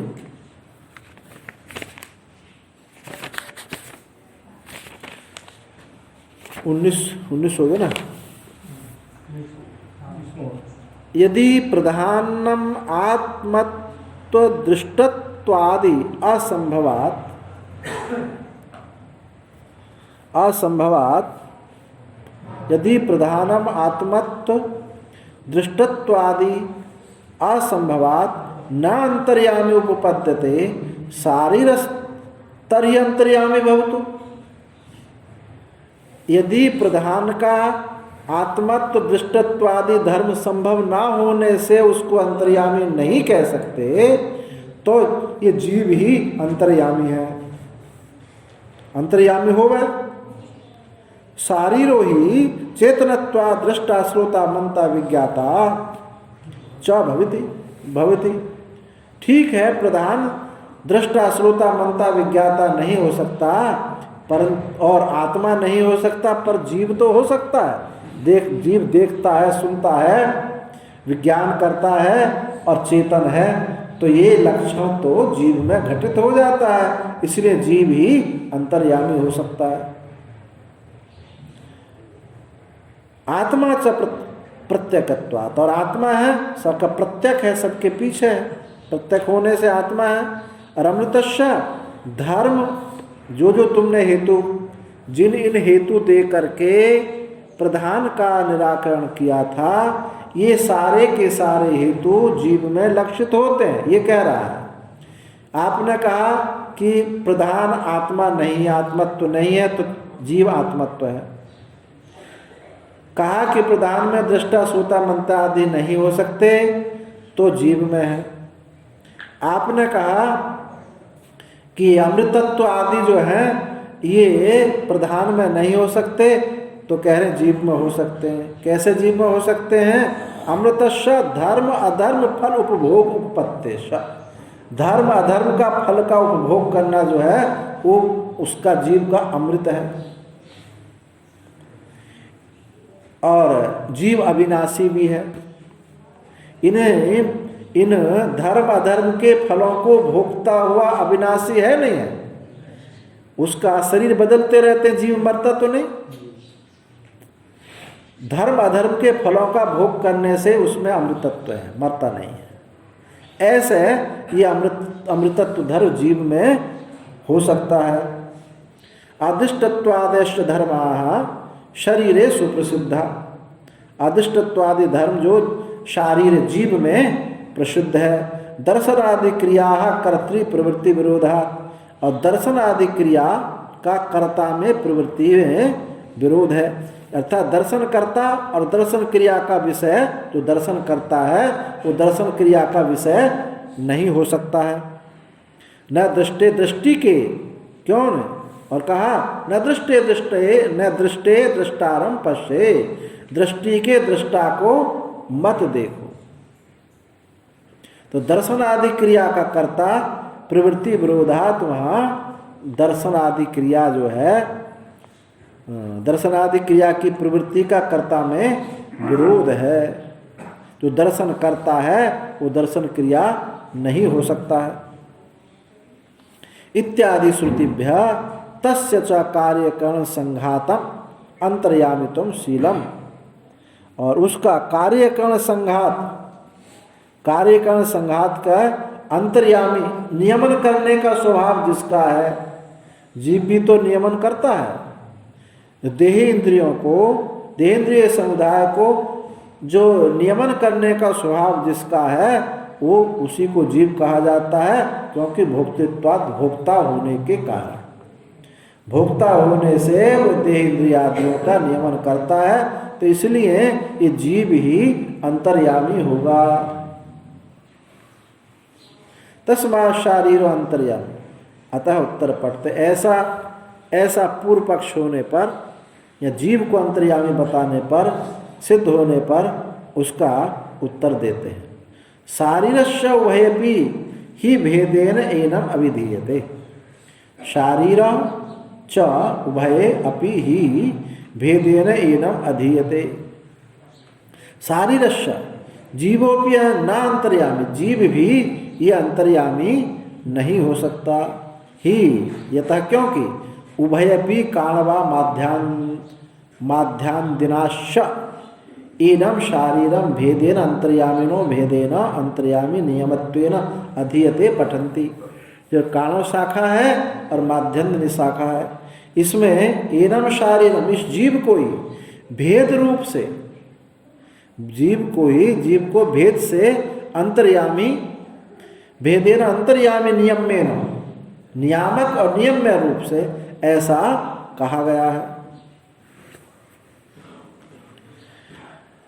इन शाखाओं में अंतर्यामी रूप से नियम्य होने के कारण जीव को अंतर्यामी से भिन्न कहा गया। जीव को वह नियम्य बताया है, नियामक नहीं बताया। जीव जो है परमात्मा का नियम्य है। कहते ही हैं कि जिसकी उपासना करता है उपासक है, उपास्य है, उस सेवक है, उस सेव्य है। एक नियम्य है और एक नियामक है। तो इन शाखाओं में, इन मंत्रों में जीव को नियम्य बताया है, नियामक नहीं बताया, इसलिए जीव भी अंतर्यामी नहीं हो सकता।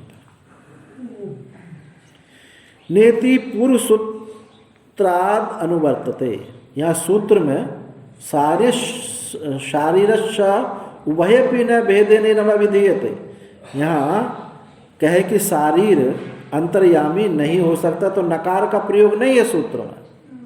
तो कहाँ से लाना पड़ेगा हमको नकार? पीछे के सूत्र की अनुवर्ती से। कहीं वो पीछे की सूत्र की अनुवृत्ति यहाँ करनी पड़ेगी। तो न इति पूर्व सूत्राद अनुवर्तते, ना पूर्व सूत्र से हमको उसका अनुवर्तन कर लेना चाहिए। शारीरस्य न अंतर्यामी इष्यते, इस प्रकार शारीर अंतर्यामी नहीं है। कस्मात् क्यों नहीं है? यद्यपि दृष्टित्वादयो धर्मः तस्य संभवन्ति तथापि घटाकाशवद उपाधि परिच्छिन्नत्वात् न कार्सेन पृथ्वी आदिषु अंतरवस्थातुं नियमतुं च शक्नोति। यद्यपि जीव में दृष्टित्वादि धर्म संभव है, तो भी जैसे घटाकाश के समान उपाधि परिच्छिन्न, घटाकाश कैसे है? आकाश ही उपाधि से परिच्छिन्न हुआ है, घट उपाधि से। तो घटाकाश के समान उपाधि परिच्छिन्न होने के कारण वो न कार्सेन पृथ्वी सु अंतरवस्था तो नियंत्रण शक्नोति, तो संपूर्ण पृथ्वी आदि को, पृथ्वी आदि के भीतर रह करके उसका अवस्थान करने के लिए, नियमन करने के लिए संभव नहीं है।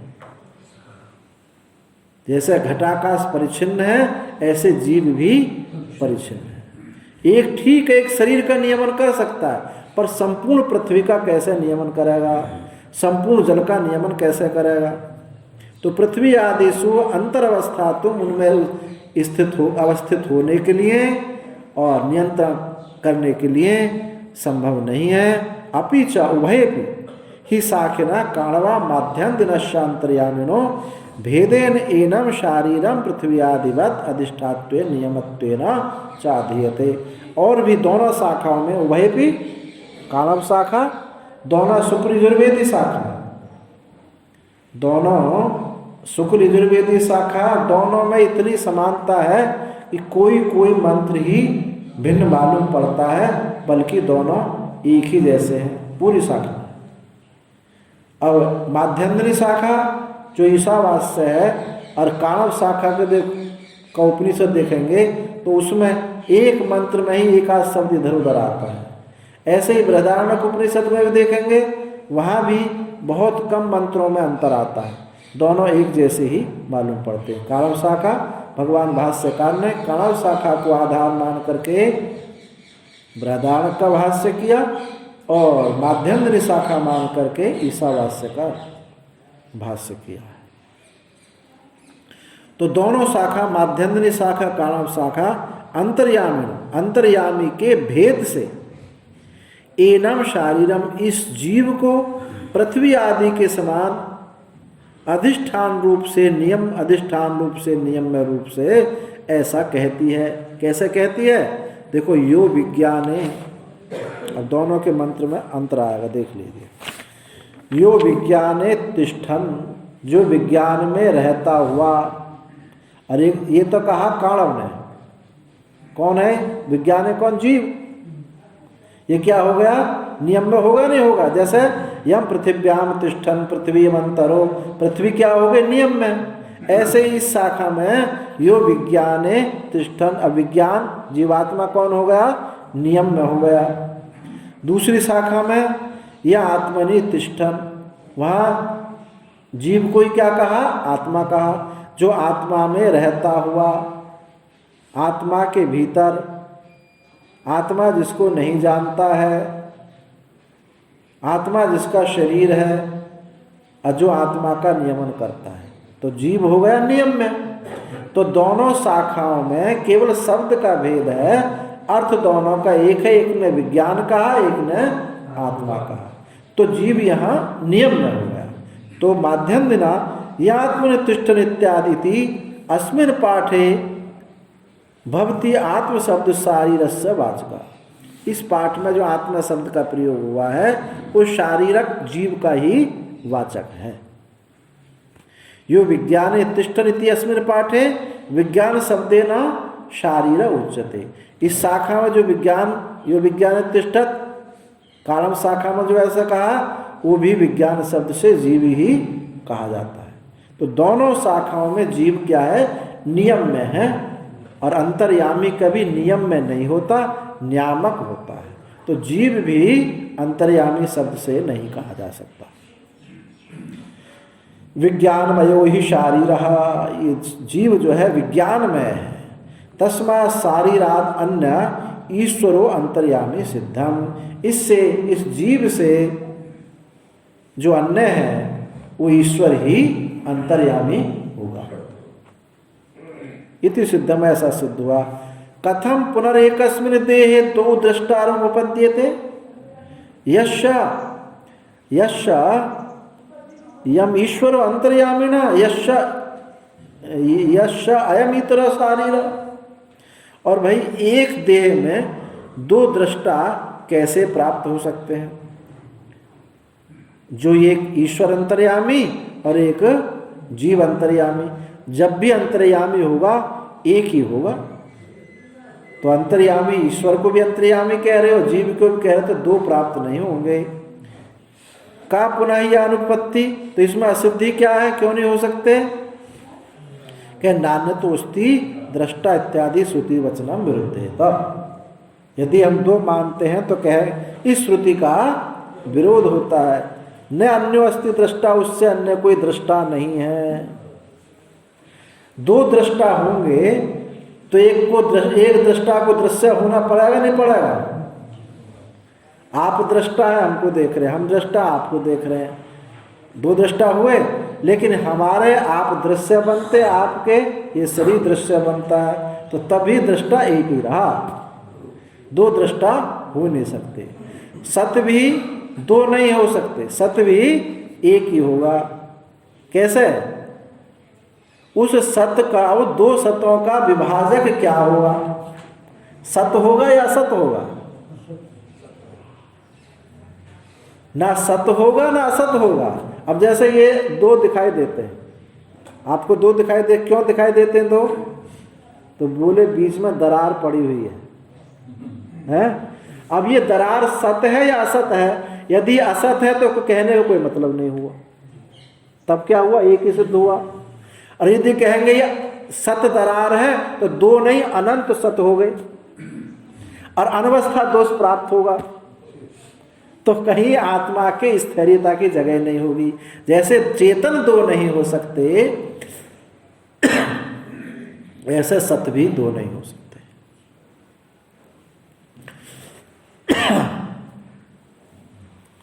इत्यादि श्रुति वचन विरुद्ध है, तो अन्य कोई दृष्टा नहीं है। अत्र ही प्रकृतात् अंतर्यामिनो अन्य दृष्टारम श्रोतारम मंतारम विज्ञातारम च आत्मानम प्रतिषेधति। इस प्रकरण से भी, अंतर्यामी के प्रकरण से भी अन्य दृष्टा श्रोता मंता विज्ञाता आत्मा का निषेध करता है। नियंत्रंतर प्रतिषेधार्थम एतद वचनम इति चेत, नियंत्रांतर प्रतिषेधार्थम एतद वचनम इति चेत, यदि कहें यदि ऐसा कहें दूसरे नियंता के प्रतिषेध के लिए वचन है, नियंत्रांतरा दूसरे नियंता के प्रतिषेध निषेध करने के लिए ऐसा वचन है, तो ऐसा कहना ठीक नहीं है। नियंत्रांतर अप्रसंगात अविशेष श्रवणाच। और क्या होगा? दूसरे, क्योंकि दूसरा नियंता का प्रसंग ही यहाँ है नहीं, एक ही नियंता है। जो अगर दूसरा नियंता होता तो उसका प्रसंग, उसका निषेध करने की बात आती। यहाँ तो एक ही नियंता है, इसलिए दूसरा निषेध करने की कोई आवश्यकता नहीं है। और विशेष उसका कोई यहाँ अविशेष श्रवणात्, और कोई यहाँ विशेष रूप से उसका श्रवण भी नहीं होता है। कहीं श्रुति ऐसा नहीं कहती, तो क्यों फिर ऐसा क्यों मालूम पड़ता है? अन्य अन्य नियंता कैसे मालूम पड़ते हैं? तो कहते हैं अविद्या प्रत्युपस्थापित कार्यक्रम उपाधि निमित्तोयम शारीर अंतर्यामिनो भेद व्यपदेशो न पारमार्थ। अविद्या में खड़ा हुआ कार्यक्रम देह इंद्रिय की उपाधि के निमित्त से ही यह शारीर बना हुआ है, जीव बना हुआ है, और इन उपाधियों से रहित होने से वह अंतर्यामी है। तो उपाधि के कारण शारीर और अंतर्यामी ऐसा भेद बना हुआ, जीव और अंतर्यामी भेद बना हुआ है। वस्तुतः ये अपनी उपाधि को जीव छोड़ दे तो ये अंतर्यामी से भिन्न नहीं है। अंतर्यामी में भेद व्यपदेश न पारमार्थिक, ये तो अविद्या से भेद है, वास्तव में जीव का और परमात्मा का भेद नहीं है। एक ही प्रत्यगात्मा होता, एक ही प्रत्यगात्मा होता है, न दो प्रत्यगात्मानो संभवतः दो प्रत्यगात्मा नहीं होते।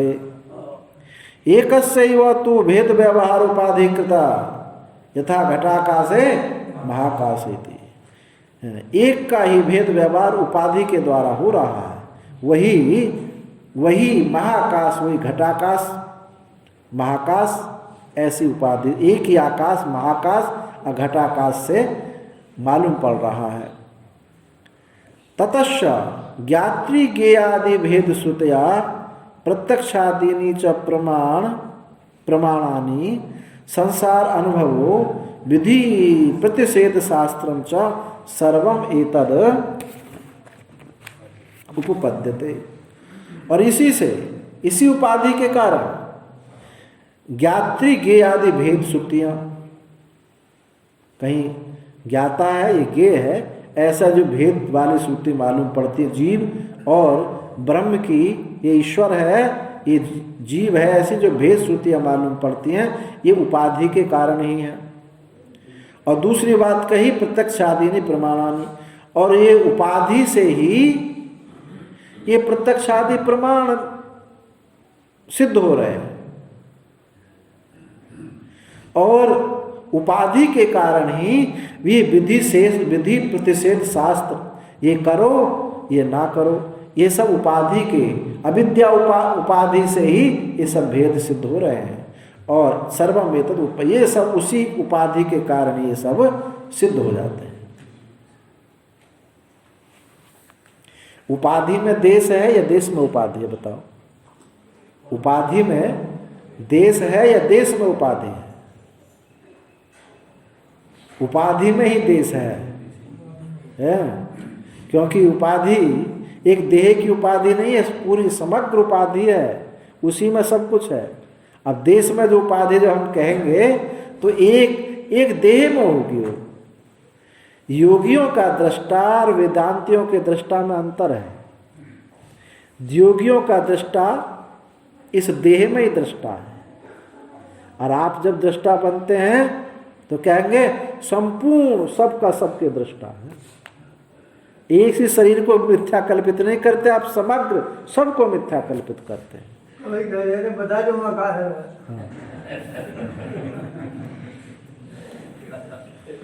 एकदम ढाल लग जाते हैं, मका है।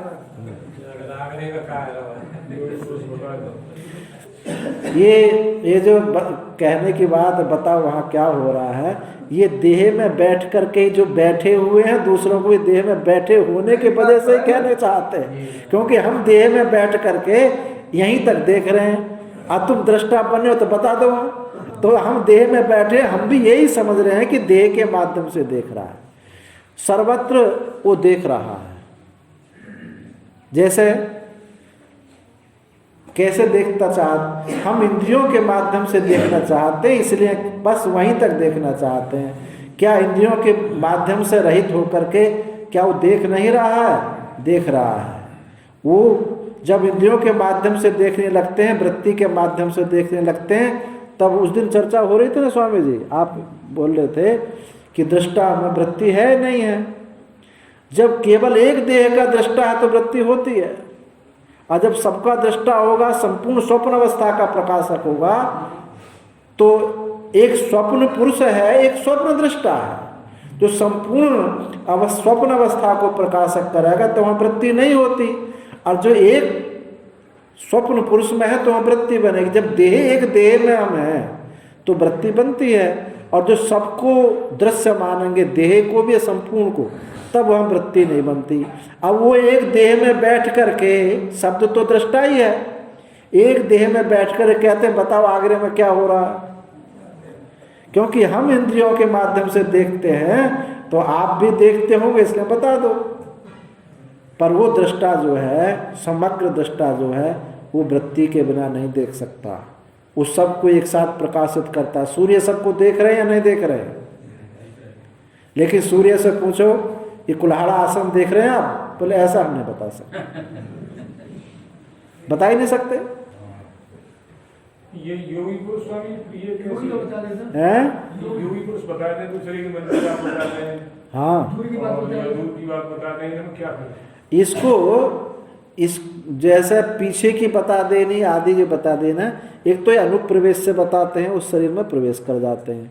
दूसरा एक जाति स्मर होता है, योग में एक शब्द आता है जाति स्मर। वो जाति स्मर क्या होता है? और एक सूत्र आता है योग में, त्रियम एकत्व संयम, संयम और जाति स्मर, इनके माध्यम से बताते हैं। जाति स्मर से वो पीछे की कितने जन्मों की बात बता देंगे, और संयम कर लेंगे कि जिसमें संयम करा, आपके वायु में संयम कर लिया उसने, तो धारणा, ध्यान और समाधि तीनों में संयम हुआ वायु में। अब वो वायु की तरह हल्के है, तो सब जगह सर्वत्र गमन हो जाएगा, गमन हो जाएगा। मन में प्रवेश आदि, अनुप्रवेश आदि क्रिया होती है, वो भी प्रवेश कर जाएंगे। हाँ, वो कर लेंगे। जो आकाश में प्रवेश कर लेते हैं ना, हाँ, उस सब में कर लेंगे, उस सब में कर लेंगे, क्योंकि आज आकाश सबसे सूक्ष्म है। आकाश में जिसने संयम कर लिया, अब उसने सब में कर लिया, वो अग्नि में प्रवेश कर जाएंगे, वायु जल में सब में प्रवेश करेंगे। आकाश वो संयम है, त्रियम एकत्व संयम।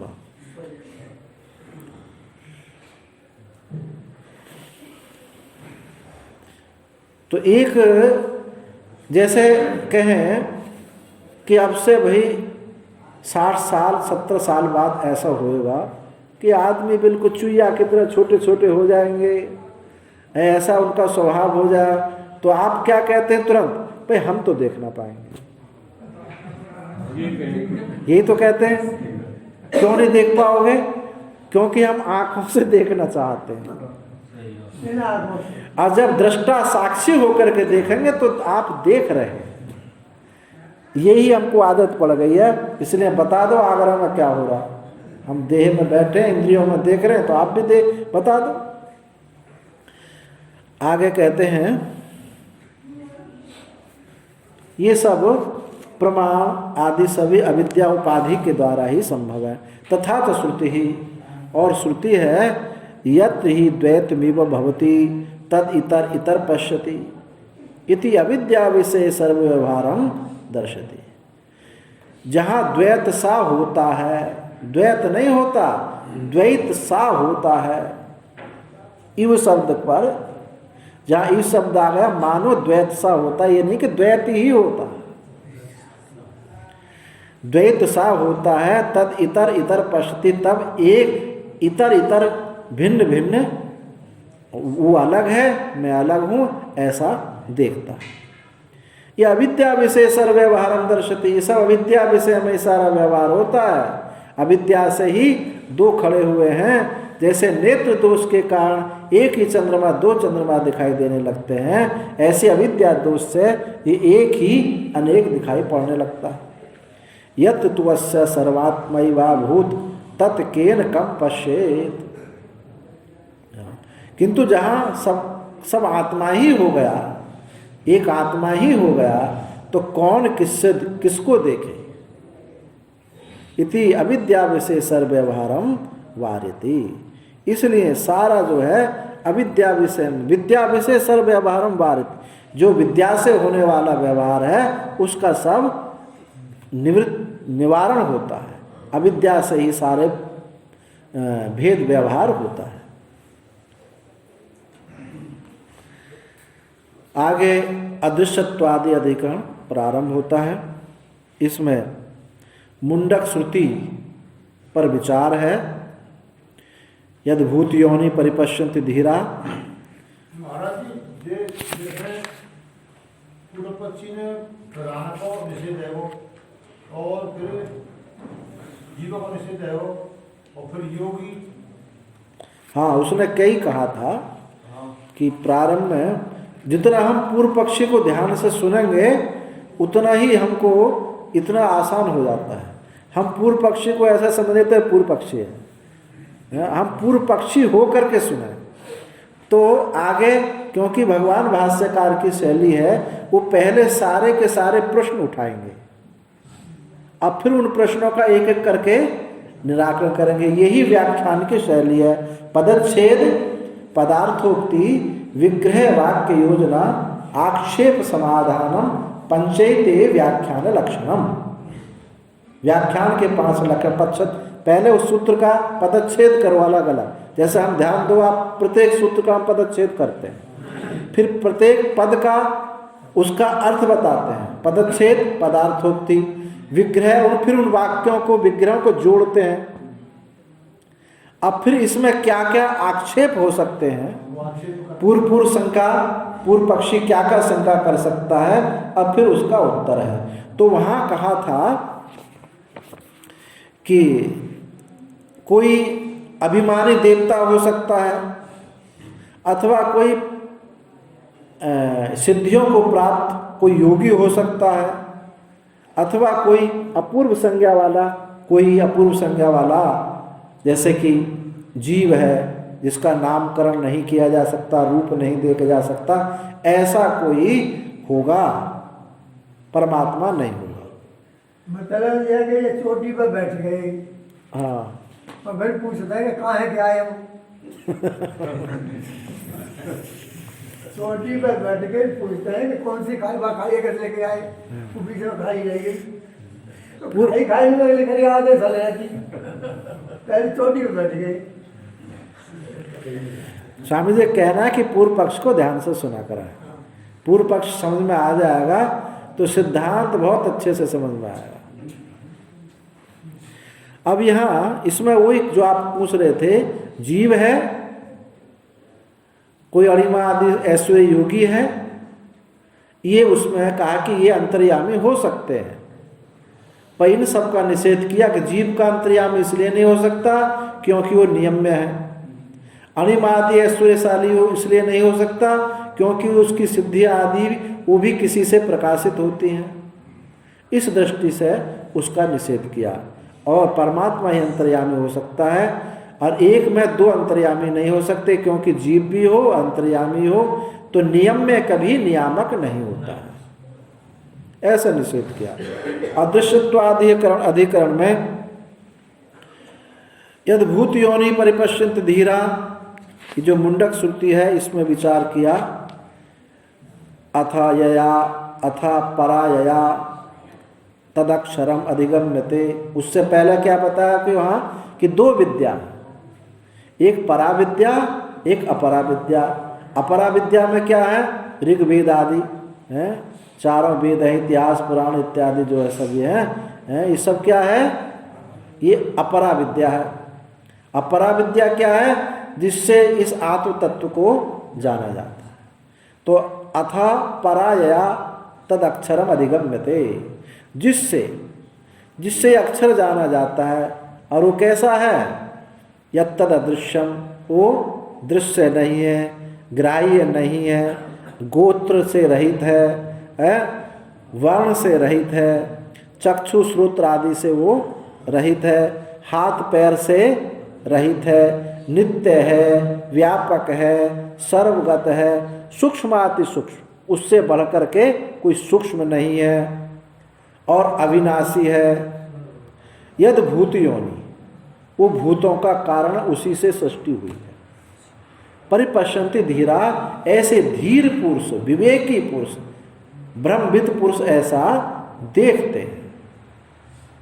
तो यहाँ इसमें संदेह होता है इसमें कि भूत योनि प्रधानम व जीवो व यदि वा ईश्वर आद्यौ पक्षौ उपादान निमित्तत्वाद विधानतः ईश्वरो भूत योनिस्या सर्वज्ञत्वादि कीर्तनात् दिव्यादियुक्तेन जीवः स्यात् न प्रधानम भेदोक्तितः। कि इस श्रुति में संदेह होता है, तदव्यम यद भूत योनि परिपश्यन्ति धीरा, इस श्रुति में संदेह होता है कि भूत योनि ये प्रधान है अथवा जीव है, प्रधान से सृष्टि हुई है या जीव सृष्टि कर रहा है। भूतों का कारण ये प्रधान है अथवा जीव है अथवा परमेश्वर है, ये है संदेह। पूर्व पक्षी ने कहा कि योनि शब्द के अर्थ जो है, योनि माने कारण, तो कौन कौन से होते हैं? उपादान कारण और निमित्त कारण। तो जगत रूप से परित होने वाला ये प्रधान ही जगत का उपादान कारण है, इसलिए प्रधान ही भूत योनि है। अथवा धर्म अधर्म द्वारा, धर्म अधर्म से ही तो हमने सब उत्पन्न किया है। जीव जो है पाप पुण्य धर्म अधर्म से ही सारा जगत उसने बना रखा अपने लिए। तो धर्म अधर्म द्वारा जगत का उत्पादक ये जीव होगा, यही भूत योनि होगा। जीव है अथवा प्रधान है। सिद्धांति ने कहा कि न जीव हो सकता है न सांख्य परिकल्पित प्रधान हो सकता है। क्यों? यह सर्वज्ञ सर्वविद, ये जो लक्षण है किसमें? प्रधान में लक्षित नहीं हो सकते और जीव में भी लक्षित नहीं हो सकते। और और कहा था, और आगे श्रुति है अक्षरात् परतः परा, अक्षरात् परतः परा, वो अक्षर से भी पर है। तो अक्षर क्या है यहाँ? अव्यक्त, अव्यक्त को भी अक्षर कहा है, प्रधान को भी, क्योंकि उसको वो अविनाशी ही मानते हैं सांख्य। हाँ। और आप भी अव्यक्त तो आप भी कहते हैं, परस तस्मात् भावोन्यो अव्यो व्यक्तात् सनातनः यस सर्वेषु भूतेषु, क्या है आगे ध्यान नहीं रहा, यस सर्वेषु भूतेषु तिष्ठन्तं परमेश्वरः। गीता में कहा परस तस्मात् भावोन्यो अव्यो व्यक्तात्, उस अव्यक्त से अव्यक्त पर है। एक अव्यक्त शब्द है हुआ प्रकृति, और एक अव्यक्त शब्द कौन है? परमात्मा। तो अब ऐसे ही यहाँ अक्षरात् परतः परा, अक्षर से जो पर है, तो यहाँ प्रधान कैसे भूत योनि हो सकता है? आगे आएगा इस मंत्र पर, इस श्रुति पर विचार होगा, आगे बताएंगे। तो अदृश्यत्वादि गुण को धर्मोक्ते है, अदृश्यत्वादि गुण को धर्मोक्ते, अदृश्यत्वादि गुण कहा धर्मोक्ते। अदृश्यत्वादि गुण यद कौन कौन से गुण हैं? यत्तत् अदृश्यम अग्राह्यम इत्यादि श्रुतियुक्तानि, श्रुतियुक्त अदृश्यत्यादि गुण विशिष्ट वो भूत योनि, भूतों का कारण वो परमात्मा ही है। जिसमें अदृश्यत्व अग्राह्यत्वादि गुण है, ये परमात्मा में ही लागू होते हैं, ये प्रधान में जीव में लागू नहीं होते, इसलिए परमात्मा ही भूत योनि है। न प्रधानम जीवो वा, जीव अथवा प्रधान भूत योनि नहीं हो सकता। कुतः, क्यों नहीं? धर्मोक्ते है, क्योंकि परमात्मा में ही ये जीव धर्म कहे गए। कौन कौन से धर्म? यह सर्वज्ञ सर्ववित इत्यादि सर्वज्ञत्व परमेश्वर धर्माणाम भूत योनौ निर्देशा, भूत योनि में ये निर्देश हुए हैं, इसलिए प्रधान अथवा जीव उस धर्म वाला नहीं है, भूत योनि परमेश्वर ही भूत योनि होगा। अब भाष्य देखें। अथ परायया तदक्षरम अधिगम्यते यत्तदृश्यम अग्राह्यम अगोत्रम वर्णम अचक्षुश्रोत्रम तदपाणिपादम नित्यं विभु सर्वगतं सुसूक्ष्मं तदव्ययं यद्भूत योनि परिपश्यन्ति धीरा। तत्व संशय, यहाँ संशय होता है किम अयम अदृश्यत्वादि गुण को भूत योनि प्रधानम स्यात्, क्या यह अदृश्यत्वादि गुणक भूत योनि प्रधान के होंगे अथवा जीव के होंगे अथवा कि परमेश्वर के होंगे? तो पूर्व पक्षी ने कहा कि तत्प्रधानम अचेतनम भूत योनि युक्तम।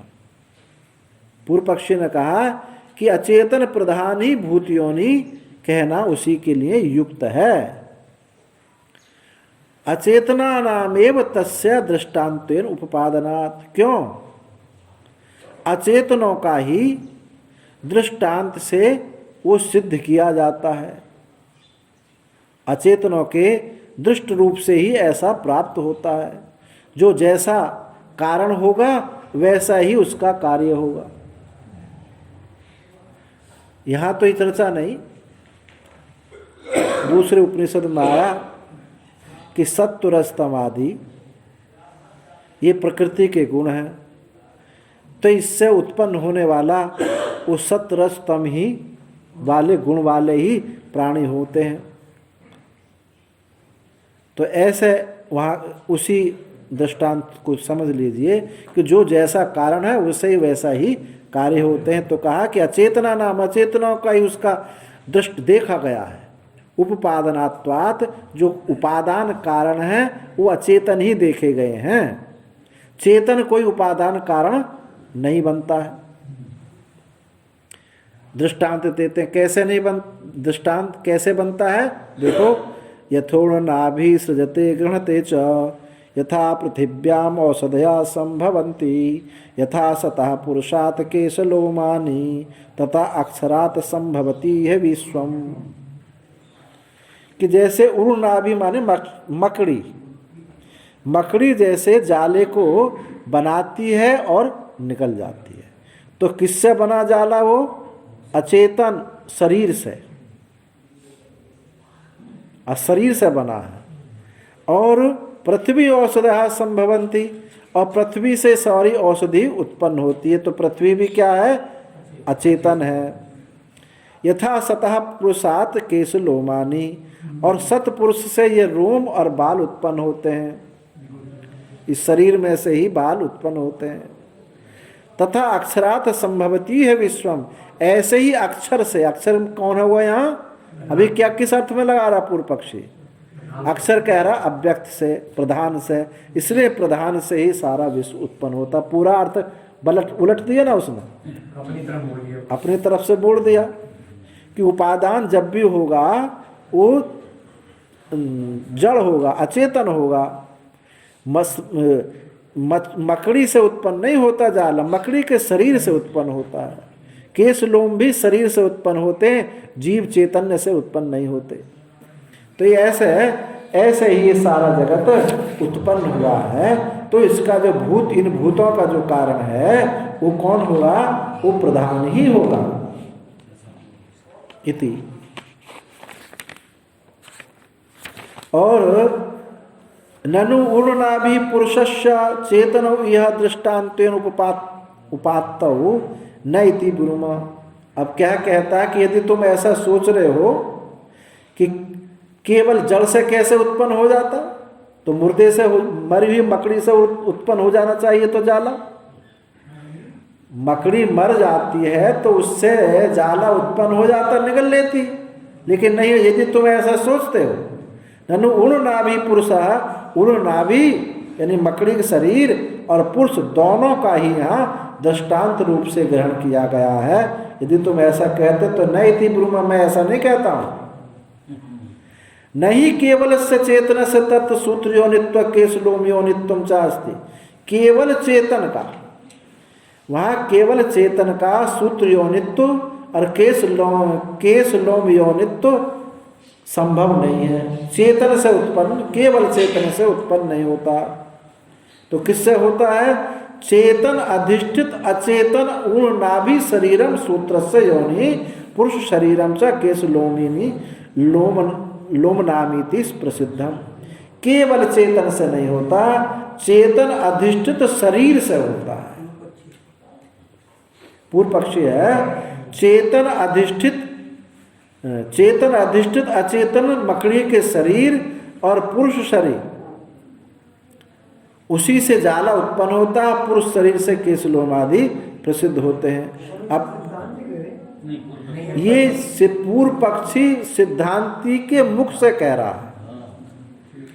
मतलब जैसा कहते ना, यदि तुम ऐसा कहते हो तो मैं ऐसा कहता हूँ, ये सिद्धांती के मुख से पूर्व पक्षी कह रहा है। यदि तुम ऐसा कहते हो कि शरीर केवल शरीर से उत्पन्न नहीं होता, यदि शरीर से उत्पन्न होता तो जो मरा हुआ शरीर है मकड़ी का या मुर्दे के शरीर से केश लोम आदि निकल जाने चाहिए। तो कहते हैं ऐसा नहीं, ये दोनों से, यदि तुम ऐसा कहते हो कि मकड़ी का शरीर और मकड़ी चेतन, इन दोनों से ही उत्पन्न होता है, तो मैं कह ऐसा नहीं, मैं नहीं कहता। मैं कहता हूँ चेतन अधिष्ठित जड़ से ही होता है, केवल चेतन से नहीं होता। अब ये सांख्य में दो भाग हैं, एक आसुरी कृष्ण, एक आसुरी सांख्य और एक है ईश्वर कृष्ण सांख्य। तो जो आसुरी सांख्य है वो श्रीमद् भागवत में निरूपण है। जो आसुरी नाम के ब्राह्मण को कपिल भगवान ने उपदेश दिया था वो आसुरी कृष्ण, तो वहाँ ईश्वर अधिष्ठित चेतन अधिष्ठित वहाँ प्रधान है।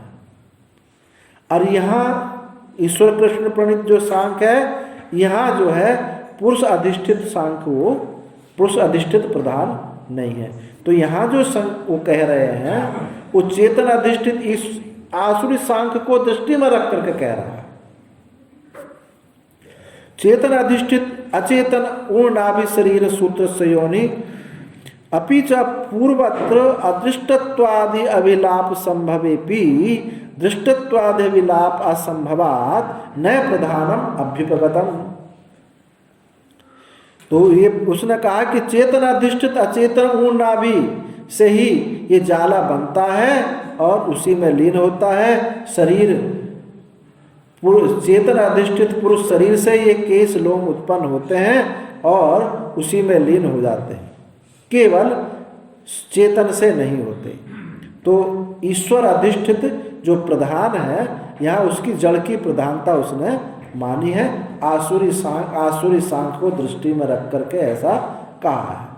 अब कहता है अपि च पूर्वत्र अदृष्टत्वादि अभिलाप असंभवेपि, दृष्टत्वादि पूर्वत्र अदृष्टत्वादि अभिलाप संभवेपि दृष्टत्वादि अभिलाप असंभवात न प्रधान अभ्युपगतम। पीछे के सूत्र में आपको याद हो वहाँ कहा था कि दृष्टत्वादि प्रधान में संभव नहीं है, ये दृष्टा श्रोता मनता, क्योंकि वो चेतन नहीं है। तो अदृष्टत्वादि संभव होते हैं।